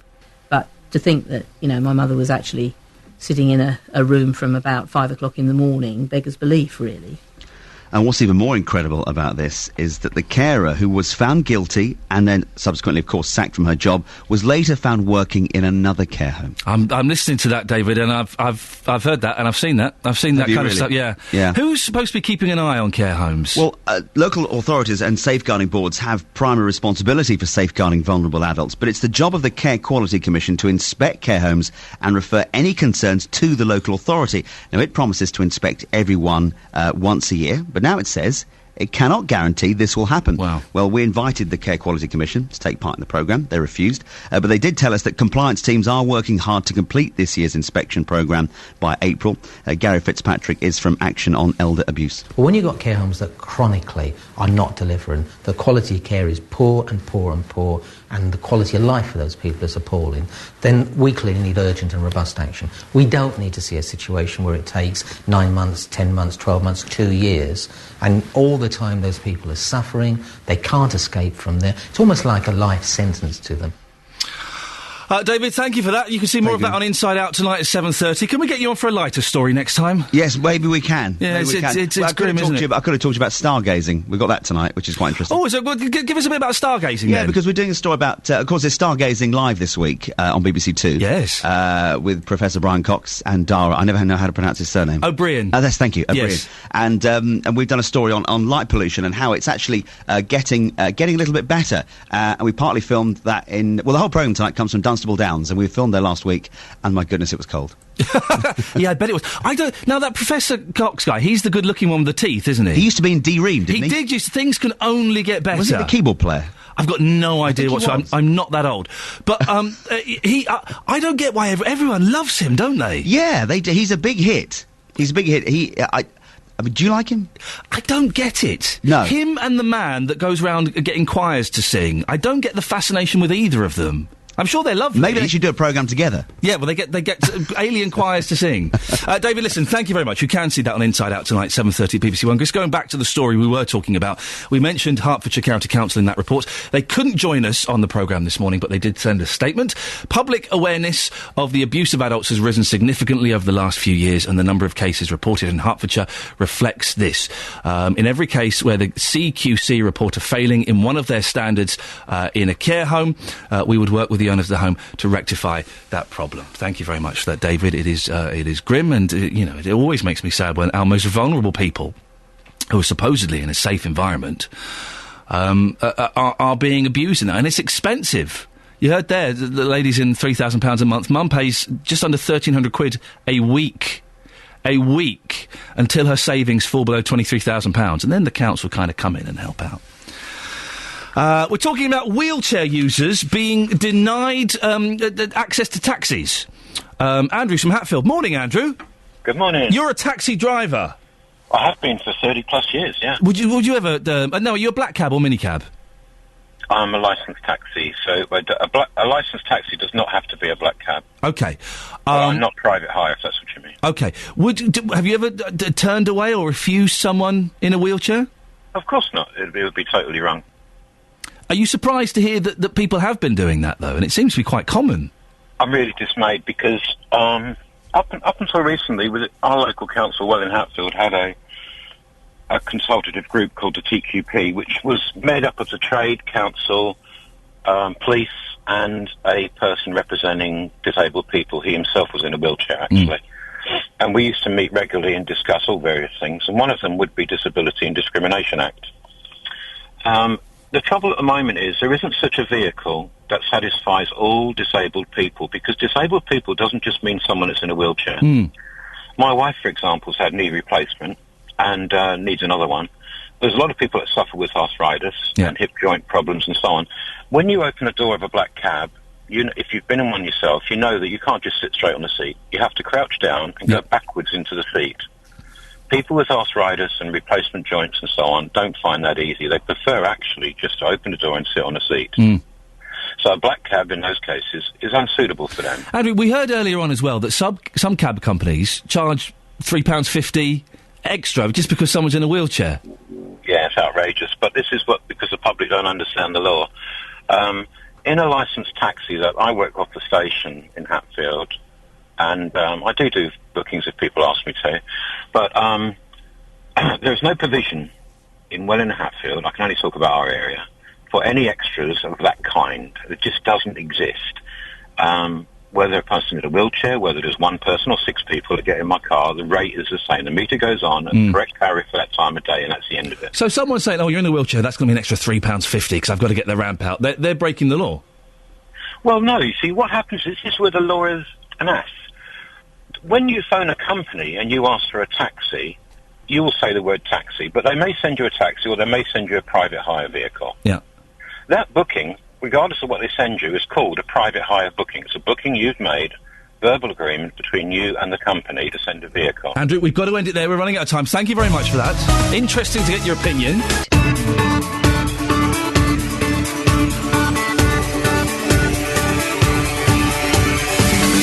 Good morning, this is Iain Lee, BBC Three Counties Radio. It's 3 minutes past 8. It's Monday, the 7th of January. It's the first full week of 2013. Who'd have thunk it? Doesn't Christmas just seem like forever ago? Hope you're well. Lots coming up in the last hour of the show before 9, including tens of thousands of new homes are being proposed for the three counties over the next 20 years. We'll find out whether they're needed or if we should just make better use of the properties that we have. Wheelchair users have told BBC Three Counties Radio that taxis sometimes don't stop for them, and they even charge extra for the wheelchair. Have you ever experienced discrimination from cab drivers? And reporter Justin Dealey, our diving correspondent, is at the Inspire Centre swimming pool in Luton this morning. It's where the new reality show Splash is being filmed. Did you watch it? Now, we've had loads of people queuing up to say, it was a load of old rubbish. And you're more than welcome to come on, of course you are. But I'm really keen to talk to someone, if that person exists, who thinks, do you know what, I quite enjoyed it. I thought it was quite good fun. Lots of ways to get in touch. Facebook, very busy this morning. Facebook.com/BBC3CR. We'll have a look at some of those in a minute. You can text 81333, starting your text 3CR. Or we've got a couple of lines free, so now would be an excellent time to give us a call. 08459 455 555. BBC Three Counties Radio. Now today, Central Bedfordshire Council begins its consultation on plans to build more than 28,000 homes in the area over the next 20 years. It follows the scrapping of government targets a couple of years ago, which has meant councils have had to change their plans. Some feel we need more housing, others say there's enough already and we need to make better use of the homes we have before concreting over the countryside. Well, Alex Morton is from the think tank Policy Exchange. He wrote a report recently showing councils were reducing the number of homes in their plans. Morning, Alex. Good morning. And Henry Pryor joins me in the studio. He's a housing expert from Hertfordshire. He thinks that we have may have already enough homes. Morning, Henry. Morning to you. Now, Alex, let's start with you. Your report recently showed how councils dropped their targets. Explain how that came about. That was the result of the government scrapping regional planning. So the last government, you had a regional tier of government that told councils how many homes they should build. Now that's been removed and councils are free to some extent to set their own targets. Of course, they're not really free because you have planning inspectors who are appointed by central government. But there is some discretion, and most of the councils have used that discretion, particularly in the South East and South West, to reduce the number of homes being built. We talked to our councils, Alex, and it seems that many are still deciding on new targets. Should we have more in beds, hearts and bucks? Well, we clearly need more housing. I mean, we don't think, however, the current system is able to deliver it. The way our current system works is that you have a plan imposed by the council, as you were saying, over 20 years, which isn't similar to any other. There's no other good or service that works like this. So there are two major problems with it. First is it pretends that the costs and benefits don't really exist to individuals. So what they do is the council supposedly comes up with a plan that's the best for everyone and then just forces everyone to accept it. So if you've got new homes near you, they could be quite ugly. You don't have any new amenities with them. The infrastructure isn't always very well planned. So we think that's one of these are the reasons that people often get up in arms. If you had a system, for example, where at the edge of an existing town, you had a huge new park, and on the other side of that park, you had some beautiful housing, which local people got to choose what it looked like, and you had some amenities that came with that, then we think you might actually start to build enough homes. Because the point is that even under the last government's attempts to force housing through, we were still building far too few homes because local people fought it every step of the way. So that's the first problem. And the second problem is that the council can't calculate how many homes are needed. The idea that the government can sort of sit down with a piece of paper and work out in 10 years' time the exact number of new homes that are needed in an area is clearly nonsense. Imagine if we tried to, sell cars like that, or food, or anything else, and you begin to realise just how odd a system it really is. Henry Pryor, is it an odd system? It's a bizarre system, and we have to remember that this is probably going to be the topic, the centre of debate over the next 3 years as we head to the next general election. Anybody who has the slightest interest in housing should read Alex's report. I commend it to everybody, even if you don't agree with the principles behind what he's talking about. It's an exceptionally useful paper as a springboard for the discussion, because it transpires that if you search high and low across the internet and through academia, there are no academic qualified research papers on how many houses we do or don't need as we go forward. And we know that house building is a very, very hot political issue, because inevitably, whilst people might feel that we need more housing in order to provide accommodation for a growing population and a younger population, inevitably people don't want that new housing to be built in their backyard. And so we have to find some way of squaring the circle, and that debate needs to kick off with actually a question which is fundamentally, do we need more houses? And if we were to build those new houses, where would they go? And this has been the problem that politicians have wrestled with down the ages. We remember, many listeners will know of the case of West Stevenage, where there were proposed by John Prescott 10,000 new homes, and it was a political football, backwards and forwards it went as people decided whether it was going to happen or whether it wasn't going to happen. The fundamentals behind the house building argument that listeners have and wrestle with around dinner tables and in pubs and clubs across the region is that if you build more houses, you inevitably, by definition, devalue the price of existing properties in order to, by definition, make them more affordable for those that want to buy them. Which political party is going to stand up at the next election and say, we'd like to, A, devalue your existing property, and B, ruin the view by building new homes in front of your new house across the green belt? And it's a very difficult question. Are you saying then, because listen, I'm coming from this from the outside, are you saying then that we don't need more homes? Because I was led to believe that there was a housing shortage, that we needed to build more homes. Building more homes would create more jobs, more investments, stimulate the economy. Is that not the case then? Well, I'm not here to say that we should or we shouldn't. My role is to explain what the background is, and your listeners are bright enough and clever enough to be able to work out for themselves what they should do as a result. There is a very convincing and very compelling argument that we are in the middle of a national housing crisis up and down the land. That crisis would suggest that we need more than 1 million new homes to be built across the UK over the next 4 or 5 years. But even if we were to build 260 houses in every town, village and hamlet across the country, that would still only produce the 1 million houses that we've talked about. And I can't see any reason why that is going to occur.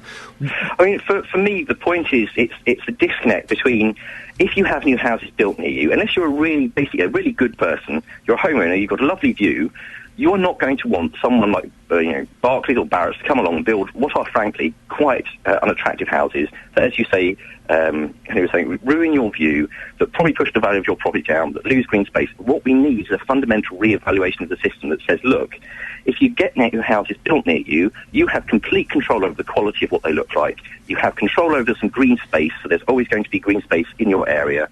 And you have some kind of amenities like new school playing fields or new shops or whatever it is.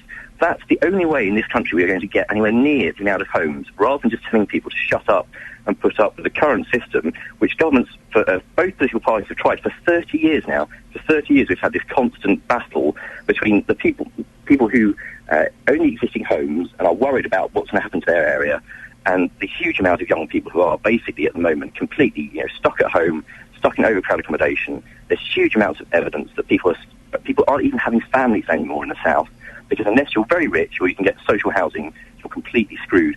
And that just isn't sustainable in the long term. So what we need is a sort of fundamental reevaluation of how we get new homes built in an area. Henry?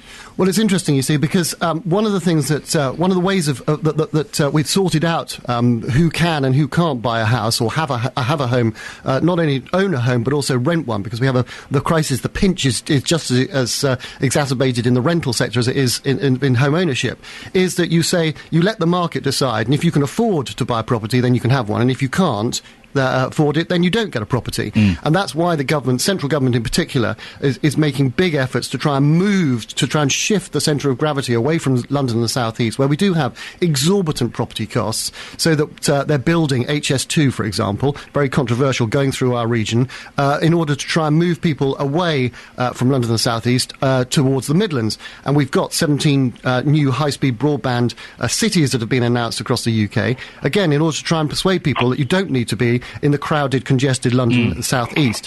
What we need to try and establish, once and for all, is whether we do need new properties, and there is, as I say, a convincing argument that we do. If that is the case, where are we going to build them? The argument has always been build them on existing brownfield, what's called brownfield land, where there has been previous building, probably commercial building usually, rather than necessarily concreting over the green belt, which is what most people, particularly in our region, are terrified is going to happen. I suppose my argument would be to that there isn't enough brownfield to go round, particularly in the southeast now. So 30 or 40 years ago, it was possible to argue that the housing crisis could be solved by building on just brownfield sites. The problem is that is no longer the case, that in most of the southeast and parts of southwest and East Anglia, there's going to have to be some development on greenfield. The problem is that there are different types of greenfield sites. I grew up in greenfield. There were bits of it that were stunning, and there were bits of it that were just giant fields of oil. Henry, Alex, forgive me, Alex. Where's the argument that where is the definitive academic argument that we need more houses? The cost of housing is massively above the cost of construction. What has happened is the government, through the planning system, has restricted the amount of homes that can be built for decade after decade. So that's why rents and house prices have spiralled up and up and up. There's no sort of magic about house prices, in a sense. When house prices go up, all that's really happening is the land that they sit on is going up in value. Land with planning permission in this country costs £1 million, £2 million, £3 million. So it's not, when people own a house, it goes up in value. The bricks aren't turning to gold.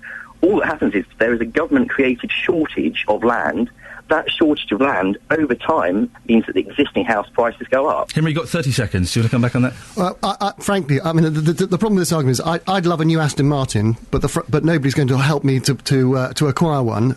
There are an awful lot of people who'd like to afford their own house, and wouldn't that be lovely? And there are indeed those who suggest that having your own house is a right. It's one of those fundamental human rights. I think that as a society we've got to decide how we balance this supply and demand of what is, frankly, one of the basic requirements people require, and if they're going to do that, where are we going to provide these new houses from? It's a debate that you're going to have on 3CR all week, and it's about time we had it. Henry Pryor, housing expert from Hertfordshire, Alex Mawson from the Think Tank Policy Exchange, thank you very much for coming in, much appreciated. So David Previ, I got to bed at midnight. I heard. You're scaring me this morning. I know. Why? Am I sounding because I've done this job long enough to listen to a voice and know that a man is wired. A man is I close could hear to your breaking knuckles down. on the desk. I was sleeping. I'm sleeping in the loft room while I do this silly shift, and the next thing I know, it's like you're a lodger in your own home. The next thing I know, I nearly said something inappropriate there. The next thing I know is I went to bed at midnight, and suddenly I'm downstairs, and my wife your pants. Yes. Yeah, my wife says, "Ian, what are you doing?" So I'm going to work. Crazy. She says, "What, 1:15 in your pants?" It's like, "Oh yeah, no, I'll go back to bed." Nobody would have noticed here. They would have just thought, "Oh, Ian, he's getting used to it now." Yeah, exactly. He's relaxing. He's relaxing into the role. You've got another week of this. Yes, I'm loving incredible. it. I know. Not incredible. Who's ever taken a holiday this long? Jonathan Vernon Smith, really. As a man secure in his position, I was always taught never take a holiday in this job. Never take a holiday. No, yes, I remember another station. Remember that? Never take a holiday there. Wouldn't take a break. No, not at all, because you'd come back and they'd have moved. Changed your chair, moved everything around. What have you got on the show this morning, David? It's this thing you've been talking about all morning. Should all taxi drivers be forced to take disabled passengers? And why, as you have been reporting something we've learned, the disabled people in Beds, Herts and Bucks finding it increasingly difficult to get taxis. The other side of this is that cab drivers are small businessmen. Their cars might not be equipped. It's going to take them much longer to make these journeys. Why should they be forced to take passengers that they can't perhaps accommodate? A friend of mine has a guide dog, Sean. I'm trying to get Sean on the phone this morning, and he has constantly refused taxi journeys locally in Stevenage, is where he lives. Really? Yeah, he's been thrown out of the cars. His dog's jumped in the back, and the cab drivers have taken the dog out and said, sorry, we can't. I mean, I don't think they're allowed to do... Are they allowed to do that? Well, this is what we want to try and understand this morning, because it's different rules for your London black cabs. Right, yeah. As to your local minicabs and so on. What do you have in that cup of yours? You bring in this weird... In here, I have 15 shots of Jack Daniels. I see. It's masquerading as a Starbucks mug, but really it's neat whiskey. See, that's what's doing It's coffee from home. Very nice. Yes, I recommend you do that. I'll bring in tea bags. Especially with your 1.5 hours sleep a night. David, lovely to see you. Those red eyes. Oh, man. Tell me about it. See you later on. Thanks. The BBC in Beds, Herts and Bucks. This is BBC Three Counties Radio. If you want to get in touch with David, you can call. I suggest you send him an email now, because we're here till 9 o'clock. Send him an email, jvsshow@bbc.co.uk, and have your say. Include your phone number, and then a member of the team will possibly call you back if they think you're up to the calibre. Now, Splash. Did you watch it at the weekend? ITV1, Saturday night, prime-time show, celebrities being taught how to dive by Tom Daley, the good-looking young lad in the tight shorts, and then being judged by Joe Brand, of all people. I know. It's being filmed in Luton. The Inspire Centre swimming pool is being used for the celebrity diving programme. It's been universally panned. But Twitter was aflame with people slagging it off.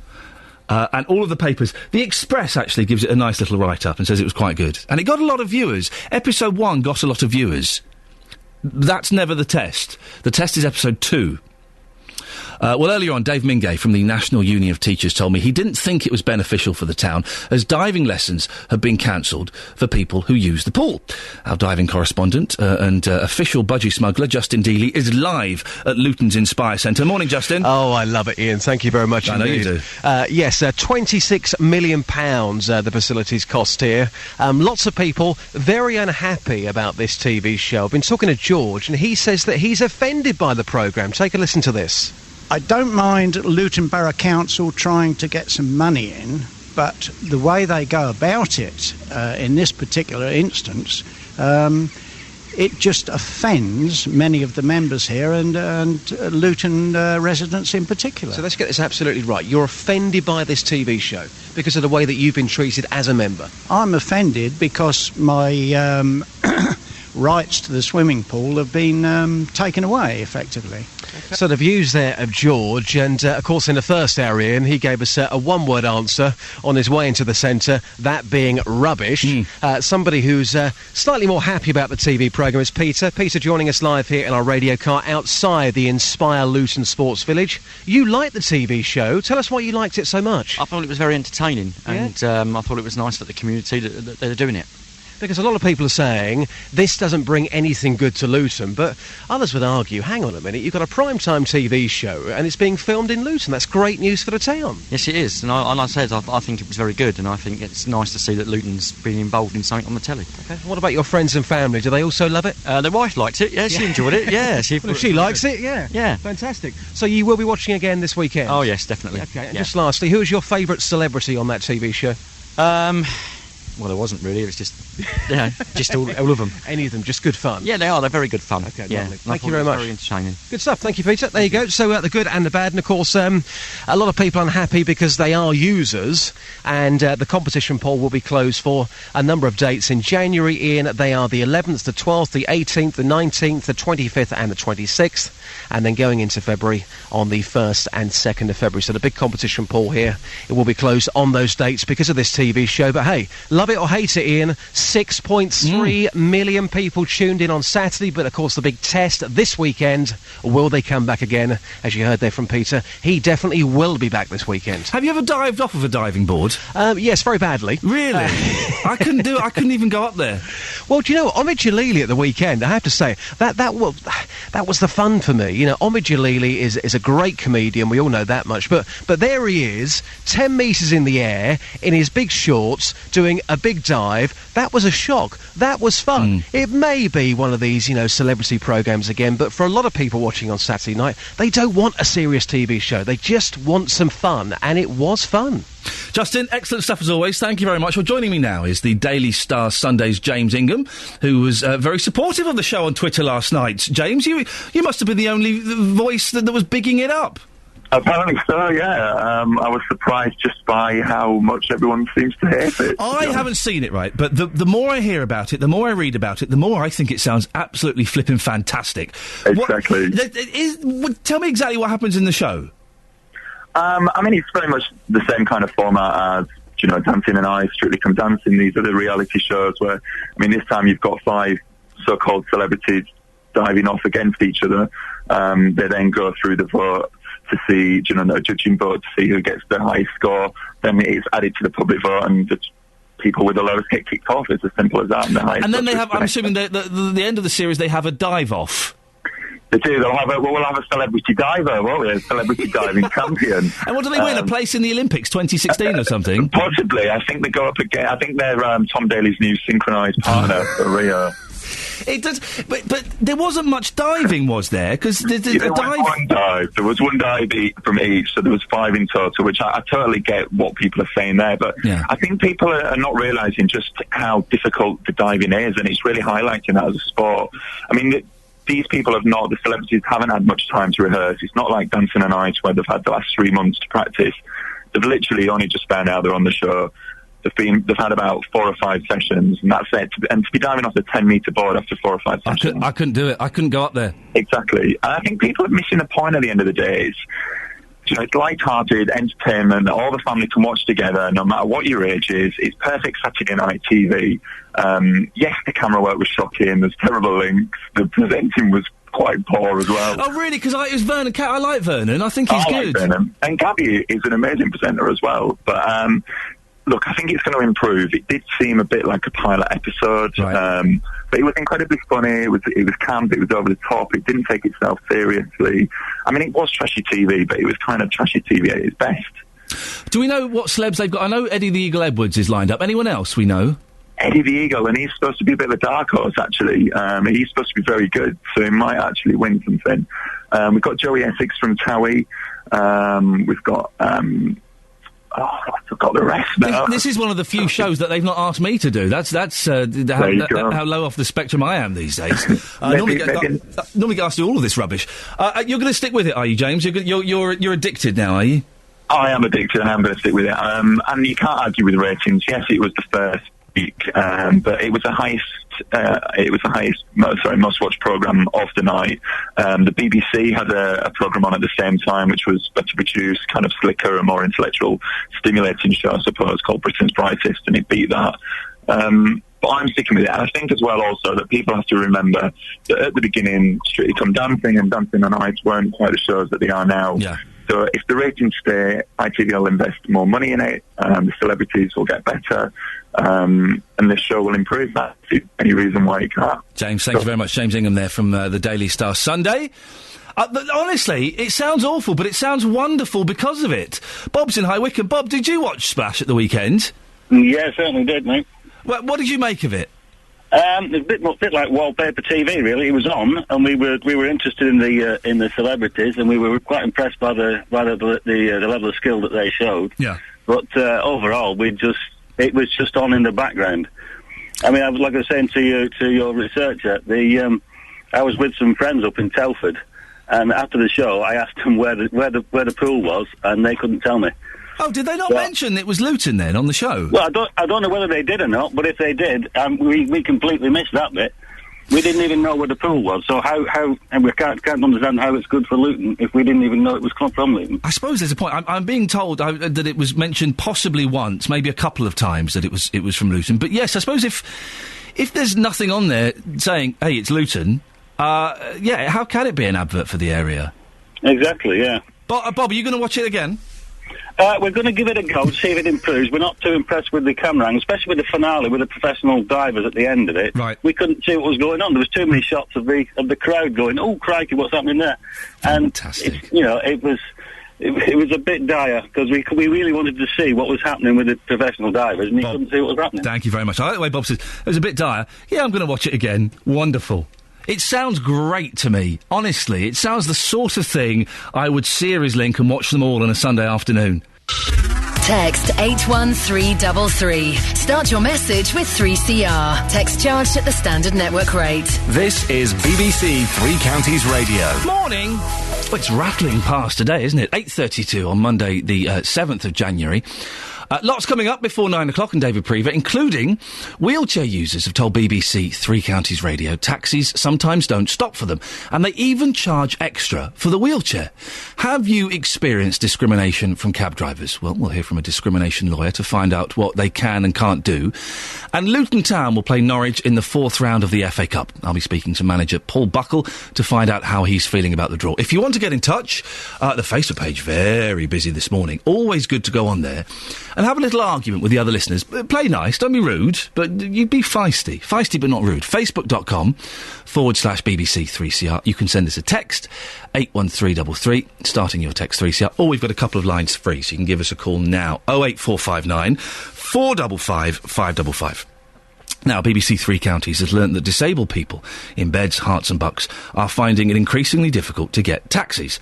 Hertfordshire Action on Disability, a charity for disabled people, highlighted issues with taxi travel in their national review last week, saying that drivers often see wheelchair users but just fly on by. Earlier on, we heard from Edward Costello. He's a wheelchair user from Houghton Regis, who's often been charged extra to take his wheelchair with him into the cab. You ring for a taxi and a lot of taxi firms can't take wheelchairs, or if they do, they often say that, there's an extra charge. There's an extra charge for a wheelchair? Yeah. How much is that extra charge? I don't know. I've been charged about £3.50 a journey. Why? Because it's actually getting a wheelchair into the vehicle. That's what they say. If they can fit it in, there's no. Why would they need to charge an extra £3.50? Because it's actually having to get the ramp out, having to put it into the cab, right, and then putting the ramp back into the yeah. And there are some companies that you've called up that haven't got any cards that are suitable for wheelchairs. Yeah, there are a few round in Luton and that don't take wheelchairs at all. Have you tried to hail a black cab, Edward? I have, and it's very difficult because they do sometimes say, we're actually on a call when you sort of know that they're not as soon as they see the wheelchair. Well, joining me in the studio now is Peggy Barnard, discrimination lawyer from Picton Solicitors in Luton. Good morning. Good morning. We'll come to the thing about people not picking up people in wheelchairs and stuff like that. That doesn't surprise me as much as what Edward said there, that some cab companies charge extra, like £3.50 extra for a wheelchair. That's right. Unfortunately, apparently it does happen quite regularly. Is that legal?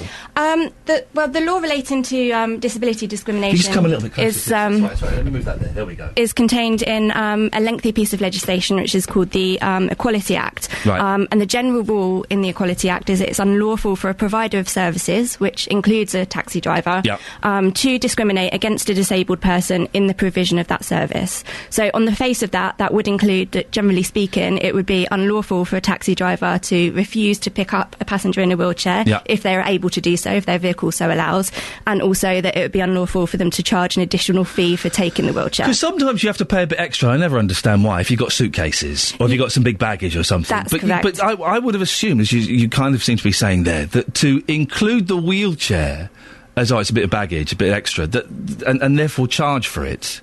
It just sounds ridiculous. It is, and generally speaking, it would be unlawful, although unfortunately there are grey areas in the law. Oh, really? As often is the case. Basically, the rule is that it's discriminatory to charge a disabled person as a result of their disability. Right. But generally speaking, as long as the taxi driver is charging the same price for that vehicle as they would a non-disabled passenger, then that's not necessarily discriminatory. Okay. So often you might, if you pre-book a taxi, you may have to pay more for a larger vehicle, which a non-disabled person could potentially do as well as a disabled person. Okay. So it depends on the reasons for that taxi driver charging that additional fee. If it's purely because they have to pick up that wheelchair, put it in the vehicle, then yes, potentially that is discriminatory. And are they? It's such a strange one because obviously some vehicles aren't. You can't get wheelchairs in, you know, because some people in wheelchairs can't transfer, so they can't get out of the chair into the seat and But should taxis be able to take anyone? Is it discriminatory that some cab companies don't have specially adapted vehicles? Not currently, because Right. actually it would be unsafe to require any vehicle to take a taxi when they're not set up to do that. Right. The government are working hard to try and achieve a situation where the majority of taxis will be wheelchair accessible in the future. It would be unfair to impose that very suddenly, because I overheard you talking earlier that, you know, a lot of small businesses are taxi drivers. It'd be unfair to expect them very suddenly to have to pay for these expensive adaptations to make their vehicles accessible. In London, since 2000, all taxis have been wheelchair accessible, and in other areas of the UK outside London, that's improving drastically. However, outside London in the southeast, we're quite poor. Only 26% of taxis on the roads are wheelchair accessible. That's compared to figures such as in the Midlands, where it's as high as 72%. So clearly there's considerable room for improvement in that respect. And you're right, a lot of these taxi companies, they're small kind of independent firms. I wouldn't for a minute suggest that all of their vehicles have to be, fitted so they can take wheelchairs. That would cost a fortune. But it makes sense, doesn't it, to have one or two cars in the fleet that is wheelchair accessible. But they don't have to accommodate for that. You can phone, if I was in a wheelchair, I could phone up several companies and they would be quite legally able to say, sorry mate, we can't take you. If they haven't got any, yes. Right. Yes. There are provisions in the Equality Act that will contain more specific regulations relating to taxi drivers, but these aren't unfortunately yet fully enforced. But they will provide that a taxi driver who does have a wheelchair accessible vehicle, which is hoped will be the large proportion in the future, that it will be an offence for them to refuse to take a disabled passenger if they can, that it will be an offence for them to charge extra for doing so, that they have to provide all reasonable assistance in getting that disabled passenger in and out of the vehicle. So it's hoped that those will be enforced soon, but they're not currently fully enforced. So Edward, we were speaking to earlier on, was telling us some amazing stories about how he booked a cab. The black cab, he turned up and he was quite capable of taking a wheelchair, and the fella saw him and went, sorry mate, actually I've got another job, and drove off. Now that would be illegal, wouldn't it? It would potentially be discriminatory if he did that as a result of Edward being in a wheelchair. Right. Unfortunately, the sad truth is that sometimes it's very difficult to prove that. I was going to say, how can you prove that, Exactly. really? You can't, can you? It can be very difficult to prove, which is why a lot of MPs and charities are currently pushing for this new legislation. Well, it's not new legislation, it's existing legislation not yet enforced to come into force, because that will then make that an offence to do that. Do you get many stories like this? Well, I actually ordinarily deal with discrimination law in an employment relationship. Okay. So I'm an employment lawyer and deal with discrimination in that aspect. Okay. So we kind of tend to deal more with access into and out of work premises and things like that. But it is increasingly common. And is access problems in and out of... Just going slightly off on a tangent, but you're here, it would be silly not to ask you. Access problems in and out of buildings, is that a growing problem? It is. Yeah. I mean, it's something that people are working very hard to rectify, but it is still a big problem. OK, listen, Peggy, thank you very much for coming in. Peggy Barnard from Discrimination Lawyer from Picton Solicitors in Luton. We did speak to some of the local councils in the three counties, the taxi licence providers. North Hertfordshire District Council say we currently licence 200 Hackney carriages and 69 private hire vehicles. 17 of these have full wheelchair access. When a vehicle is replaced, it does need to be wheelchair accessible. Central Beds Council says the council has approximately 230 Hackney carriages, of which 206 are wheelchair accessible, a slightly better rate there. Drivers who refuse the training to use these vehicles appropriately may be suspended or revoked. And East Herts Council told BBC Three Counties there's not a lot they can do about it. East Herts is a rural area. There are only 10 licensed black cabs in the area. The rest are saloon cars, which are not suitable for wheelchairs. They sympathise with wheelchair users, but they say their advice is to book in advance. Well, David Prever is in for Jonathan Vernon-Smith today. On the big phone-in, he's asking, should all taxi drivers be forced to take disabled passengers? Across beds, hearts and bucks, this is Iain Lee on BBC Three Counties Radio. 08459 455 555 is the telephone number if you want to give us a call. Abdul is in St Albans. Morning, Abdul. Good morning, Ian. You're a cab driver, are you? Yes, I am, and in fact I'm one of those cab drivers in a wheelchair accessible vehicle that does loads of wheelchair work. one of the reasons behind that is because there are, and I use the word colleagues very loosely, who don't pick up people in wheelchairs, so therefore I get to go around and pick people up. There are fundamentally problems with the licensing regulations, which allows that sort of thing to happen. In St Albans, for example, we have a licensing authority that tells us that we may not switch the meter on until the wheelchair passenger is secured in the vehicle. Oh, that's interesting. And then when you get to the destination, the meter goes off first, then you take the wheelchair out. Now, that wouldn't be too bad if the person in the wheelchair was ready to travel. In my case, it takes about 4 or 5 minutes to get the person in, secured, and then another 4 or 5 minutes to take them out. Yes. A lot of the time I go to nursing homes, they book the car for a certain time, you get there, the person who is supposed to pick up is not ready to travel. Under normal circumstances, when you get there, you'd put the meter on and wait quite happily. Yeah. But of course, the bylaws tell me I can't put the meter on until the wheelchair's in the vehicle. So that's why some companies, I suppose, would try to say, well, we'll charge a little bit extra because they're trying to account for the driver's time. I mean, at the end of the day, it is a business. More importantly, however, as far as companies are concerned, it's not the companies per se that do not pick up passengers in wheelchairs. Each individual Hackney Carriage licensing office licenses the Hackney Carriage drivers independently. So therefore, although the drivers work with a company, they, in legal terms, do not work for the company. They are self-employed. So if the company takes the wheelchair job and the driver says, no, I'm not willing to go and pick them up, the company cannot force that driver to go and pick them up. And Abdul, you say that you do pick up people in wheelchairs, but some of your colleagues don't. Why do they say they don't? Is it because they could be losing money because it could take so long to get them in and out of the car? That is one of the reasons. But it's bizarre what people will come out with. I mean, I'm sometimes told, oh, I haven't got my ramps with me. And now why would you have a wheelchair accessible taxi where you leave the ramps at home? Yeah.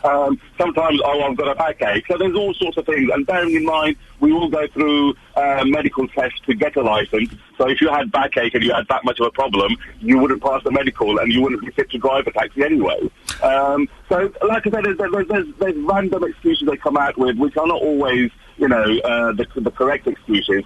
But I wholeheartedly lay the blame at the licensing officer. I've had numerous conversations with our licensing officer, told them what the situation is that I get back from my clients, and it just seems to get swept under the carpet. Nothing ever happens. I personally feel all it would take would be perhaps a couple of drivers to be taken to court for refusing to pick up people in wheelchairs, maybe a couple of licenses to be revoked, and then the rest would follow suit and fall into line and do their job properly and say, well, basically, I might end up losing my livelihood, so I better do this job properly. Abdul, listen, we have to leave it there. Thank you very much indeed. Don't forget, David Prever is carrying on this discussion at 9 o'clock as he fills in for Jonathan Vernon-Smith. On the big phone in, he's asking, should all taxi drivers be forced to take disabled passengers? Now, big day in Luton Town's history as they triumphed over Championship team Wolves to gain a place in the FA Cup 4th round.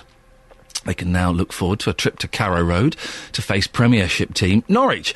Well, Justin Dealey caught up with these happy fans just after the final whistle. Well, absolutely stunned. Absolutely stunned. I mean, 9 minutes of extra time has to be a long, long 9 minutes in anybody's life. And for those players, it must have seemed like a lifetime. And for everybody in the stadium, it was exciting, it was thrilling, it was everything the Cup was about. Over the moon. Fantastic. Yeah, can't believe. 4th round draw. First time I can remember for a long time.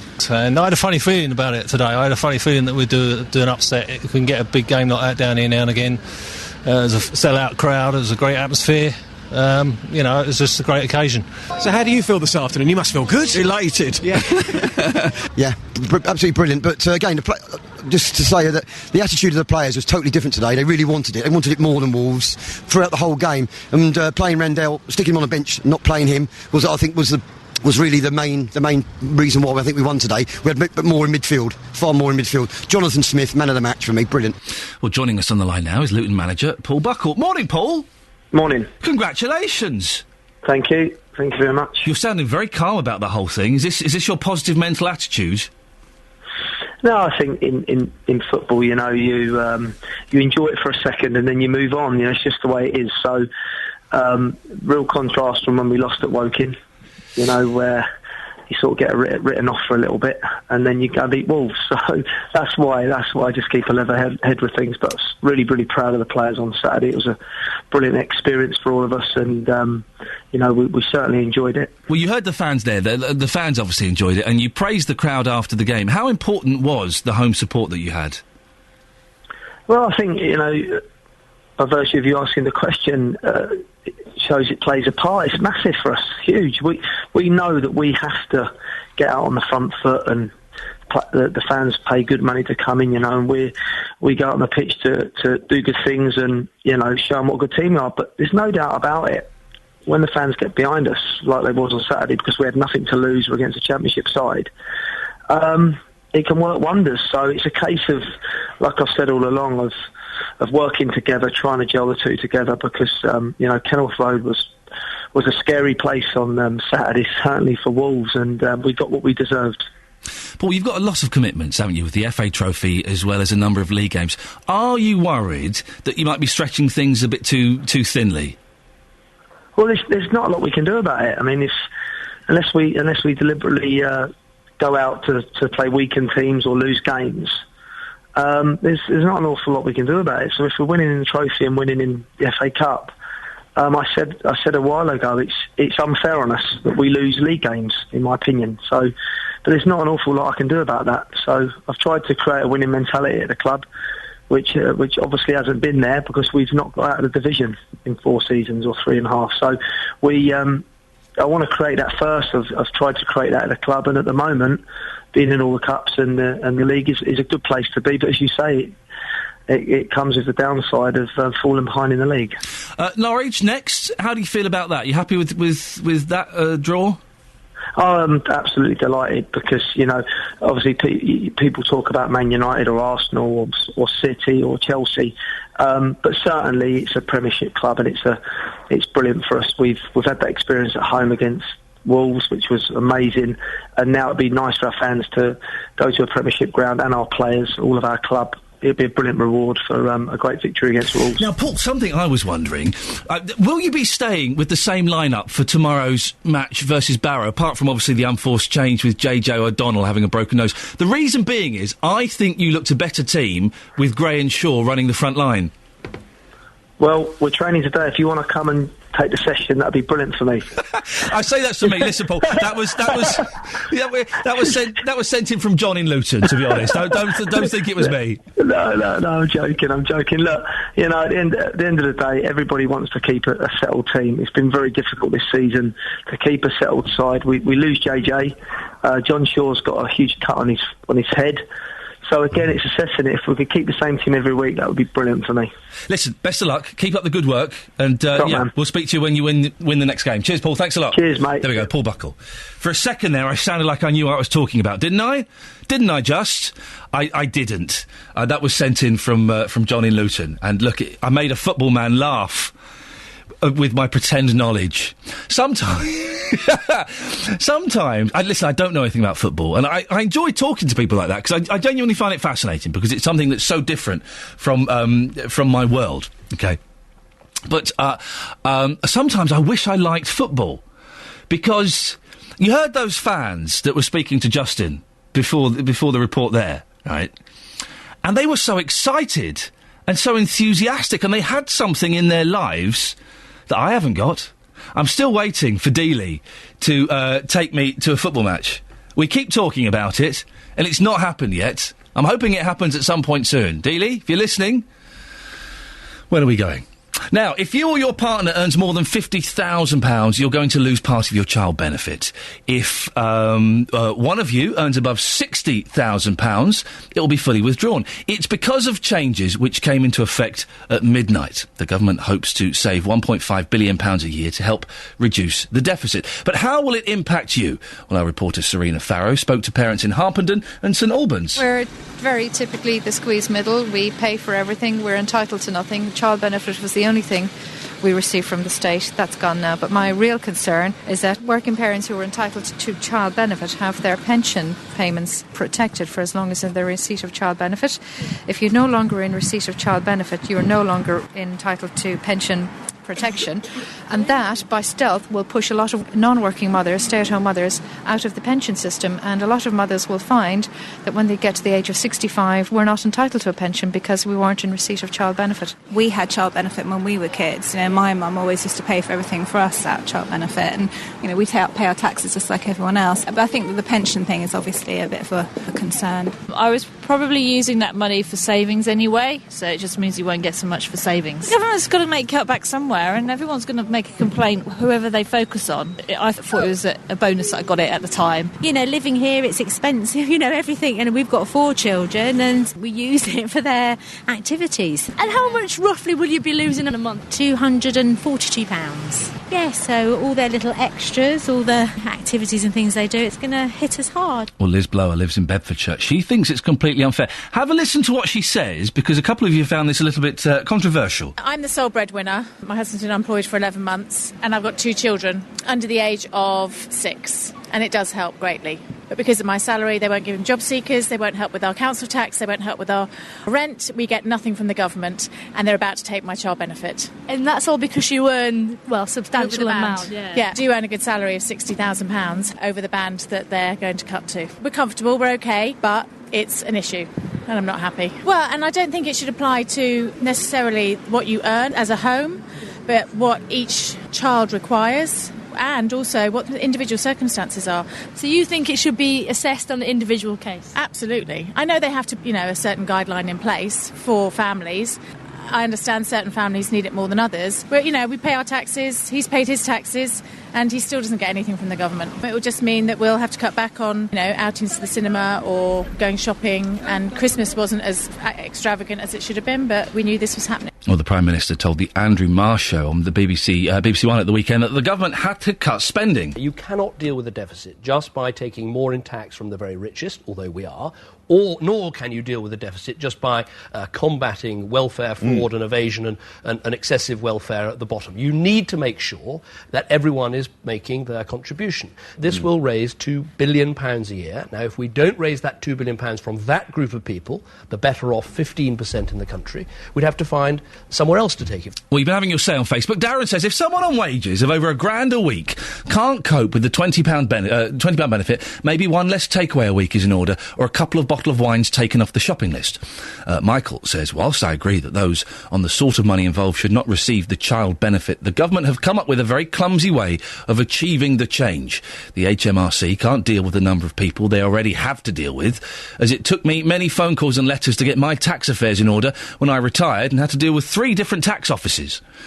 And Steve says, why not just scrap it and add it into the child tax credit? Be much easier to administer rather than the 2 systems they have now. One for tax credits and one for child benefits. It's only got you talking. You can go to the Facebook page any time you want and leave your comments up there, facebook.com/BBC3CR. And I've said this before, we kind of do these stories that we find and we see happening and people come to us.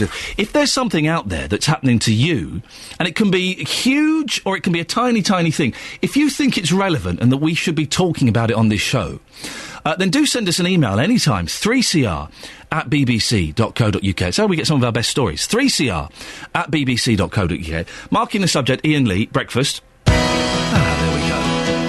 We made it. Now, after 4 hours sleep, part of that which was ruined by me sleepwalking, I'm going to go for a little swim and then go home and sleep for the rest of the day. I'm back tomorrow morning at 6 o'clock. Stick around, David Prevy's up next. Ta-ta. Getting beds, hearts and bucks talking. This is BBC Three Counties Radio. Go to sleep, young man. Go to bed now.